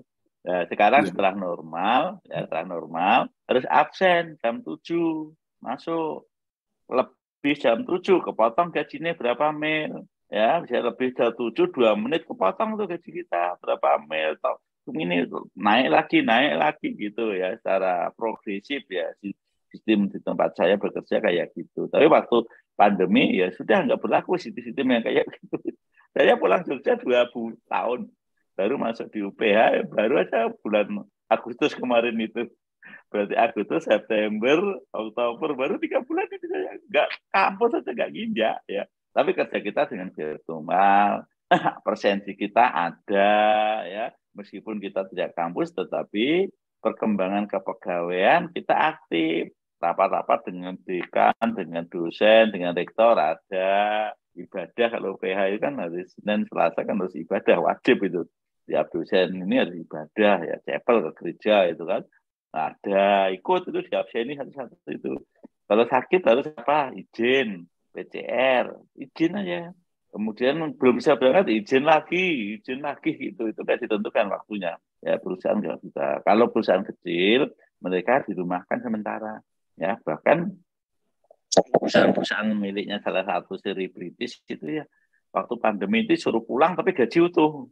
Karena dia kaya sekali. Dan nggak sebanyak perusahaan ribuan ya tapi banyak juga ratusan itu ya pada saat itu beberapa perusahaan juga gitu dirumahkan tapi digaji separuh. Ada varian-varian yang dilakukan. Jadi untuk tahap-tahap seperti posisi ini saudara pelajari dulu ya, anggaran dasarnya bagaimana, peraturan kepegawaiannya bagaimana ya. Saya nggak tahu, kalau ada peraturan kepegawaian Anda kirim ke saya bisa memberi masukan yang langsung tepat di masalah yang dikemukakan ya. Tapi paling tidak dalam situasi pandemi ini pendekatan kepegawaiannya juga dalam situasi darurat, not to start ya, tentu dalam posisi tidak normal. Tetapi perlu tetap ada namanya catatan kepegawaian ya, presensinya pakai apa, virtual atau kalau zaman pegawai saya waktu masih di KPP absennya ini pakai posisinya Sherlock tuh, ada mana ini, ada apel pagi ini Sherlock posisi ini ya. Jadi ada, jadi kepegawaian selalu mengupdate begitu. Jadi mereka yang memang tidak mengikuti itu ya di SP, anggur SP1, SP2, SP3 ya. Tapi kalau kondisi perusahaan memang kok nggak bisa operasional, nggak bisa menggaji ya dirumahkan, kan ada tapi dalam dirumahkan itu gaji apa yang diberikan ya tergantung posisi di peraturan kepegawaiannya itu. Ada yang separuh, ada sama sekali nggak diberikan. Ya, saya dulu konsultannya Lion tuh setahun ya. Waktu itu begitu situasi pesawat nggak bisa jalan sama kayak dirumahkan, hanya dikasih kalau nggak salah 500.000 di posisi manajer daerah. Ya bayangin, manajer daerah tiap bulannya dapat 500 dari perusahaan karena perusahaan utangnya banyak ya. Sewa bandara nggak bisa bayar. Aftur yang periode dulu nggak bisa bayar, leasing perusahaan pesawat nggak bisa bayar, utangnya banyak sekali. Sehingga pada saat ada kesempatan ini harga tiket pesawat masih tinggi ya untuk memulihkan kondisi ekonomi yang sangat sulit mereka peroleh waktu itu. Itu beberapa poin ke saya ya. Jadi posisi darurat itu peraturan kepegawaiannya tidak bisa normal, namanya nutustan ya. Nutustan itu ya kondisi darurat. Tetapi kaidah-kaidah hukumnya itu tetap jalan, kaidah-kaidah hukumnya ya. Misalnya COVID ini musibah ya, sampai sekarang pun COVID misalnya yang kena teman saya dosen yang nggak bisa masuk, ada kegiatan yang nggak bisa masuk, tapi jelas ya ada pemberitahuan ya, ada update-nya, posisinya di mana ada update-nya. Tidak sama sekali nggak ada informasi, kalau nggak ada informasi ya salah itu. Tetapi perusahaan juga harus melakukan teguran ya, masih 1, masih 2, sampai melakukan satu tindakan PHK misalnya ya. Setelah PHK ada gugatan gimana? Nah, saya harus baca dari peraturan kepegawaiannya bagaimana itu untuk membela diri suatu perusahaan, harus berpijak pada itu ya. Tapi pada saat masih ada pandemi ya berarti peraturan itu tidak bisa dilakukan sepenuhnya seperti itu ya. Kondisi darurat itu memaknai penyelesaian suatu masalah. Itu banyak itu yang tutup ya. Sebetulnya PHK tapi kemana perusahaannya sudah nggak ada semua ya, sudah nggak punya uang. Meskipun dia kerja sampai 18 tahun nggak ada uang, ya sudah gimana lagi perusahaan ini gitu. Ya kalau jatuh pilot misalnya itu pilot ya, barang-barangnya dilelang ya, nanti untuk memberi bayaran pada karyawan, utang dan sebagainya. Kalau sampai dijatuhkan pilot, tapi kalau tidak nggak ada kemampuan membayar ya gimana bisa? Ya itu yang terjadi seperti itu. Itu sebagai contoh aja sih, Prof. Jadi ya. dari itu kan masalah yang pandemi, tapi sebenarnya masalah tadi Pak yang di proporsi itu kita pun kadang-kadang merasa nggak terima, apalagi yang udah umur masa kerjanya udah lama-lama, dia mulai kembali lagi dari nol. Nah itulah dia, walaupun kita udah kuat Pak, jadi udah ada surat peringatan, surat teguran, kita lawan dengan yang kurang dari 20 itu tetap hilang gitu. Nah kalau yang di pandemi itu memang kalau saya melihat sih komunikasi aja yang yaitu ada masalah nggak bisa ke sini, iya kan, harusnya kan memberikan ke kebun informasi bahwa dia posisinya di sini, mungkin dia nggak memberikan itu. Akhirnya secara sistem itu pun bulannya udah jauh tuh Pak, dari bulan April sampai bulan ke November, jadi masanya jauh seperti itu, mungkin komunikasinya yang kurang, akhirnya sistemnya hilang orangnya, jadi walaupun dia masa kerjanya 12 tahun kan begitu Prof. Tapi itu salah satu contoh, ada juga yang masalah-masalah tadi yang kedisiplinan tadi, orang-orang yang di 20 kurang dari 20 HK dalam 1 bulan itu ya protes juga gitu, sampai ke LSM sampai ini. Itu Prof. Iya. Dulu saya pernah ya di konsultan lain. Ya dia resign dulu, dia diajak salah satu penumpangnya itu yang ngaku dia punya kelapa sawit. Kalau dia ngomong gini, kok di Lion gak bayar berapa gitu ya. Kamu ikut saya aja dikasih ini. Dia udah kerja sampai 16 tahun ikut perusahaan Lion. Kemudian dia ikut itu di Samarinda, tapi di sana ternyata nggak sesuai harapan. Nyesel dia, kembali lagi ke Lion, diterima, tapi ya nol ya, mulai nol baru. Ya tidak mulai melanjutkan lagi, tidak ya, sistem kebagian yang dianut itu masuk lagi, ada formasi, diterima, tapi mulai nol, tidak nuntut langsung semua itu, enggak itu saya waktu itu konsultannya Lion 4 tahun ya, bantu Lion dalam konteks masalah-masalah hukum itu. Sampai sekarang orangnya baik sekali, akhirnya ya nggak punya kerjaan. Ya padahal dulu itu orang nomor 3 di bandara perwakilan Lion di Juanda Surabaya, cukup besar lah gajinya waktu itu. Kerayu dia dengan bujukan, wah saya ini punya kelapa sawit, kamu kayaknya cocok di sana, nanti saya angkat dengan gaji. Begitu keluar harusnya cuti dulu ya, cuti besar mungkin 3 bulan saya nggak bisa ini, cuti gitu aja ya. Dia sambil coba sana, kalau memang sudah cocok resign betul, tapi ternyata enggak, itu langsung putus. Begitu putus di sana kembali lagi merengek-rengek ya, karena masih ada beban biasa saja, mulai nolak. Kasihan. Bisa, itu tergantung peraturan kepegawaiannya itu. Pegawaian kan itu undang-undangnya di situ itu, gimana nih kita lihat itu aja dipertahankan. Ya ada itu namanya Afrizal. Sekarang kasihan juga dia, tulang kudung usia makin tua ya, nggak hati-hati. Baik, ada lagi yang didiskusikan? Kita masih berapa kali ya kuliah kita ya? Masih 2 kali apa? Pak YouTube. Masih 2 kali pertemuan apa sekali? Ini yang pertemuan kelima. Iya. Masih sekali lagi atau 2 kali ya? Sekali kayak pertemuannya. Yang satu ujian ya. Jangan yang itu, nanti takutnya Papa tergelam. Baik, kalau nggak ada lagi pertanyaan. Ya, Bro. Makasih, Bro. Kita akhiri ya. Selamat malam, saudaraku. Sampai ketemu di kuliah yang minggu yang akan datang ya. Selamat istirahat, jaga kondisi, selalu sehat ya. Kiranya Tuhan berkati ya. Selamat malam. Ya, kita alih ya. Malam, Prof. Sampai ketemu lagi ya. Malam, Ya, makasih ya.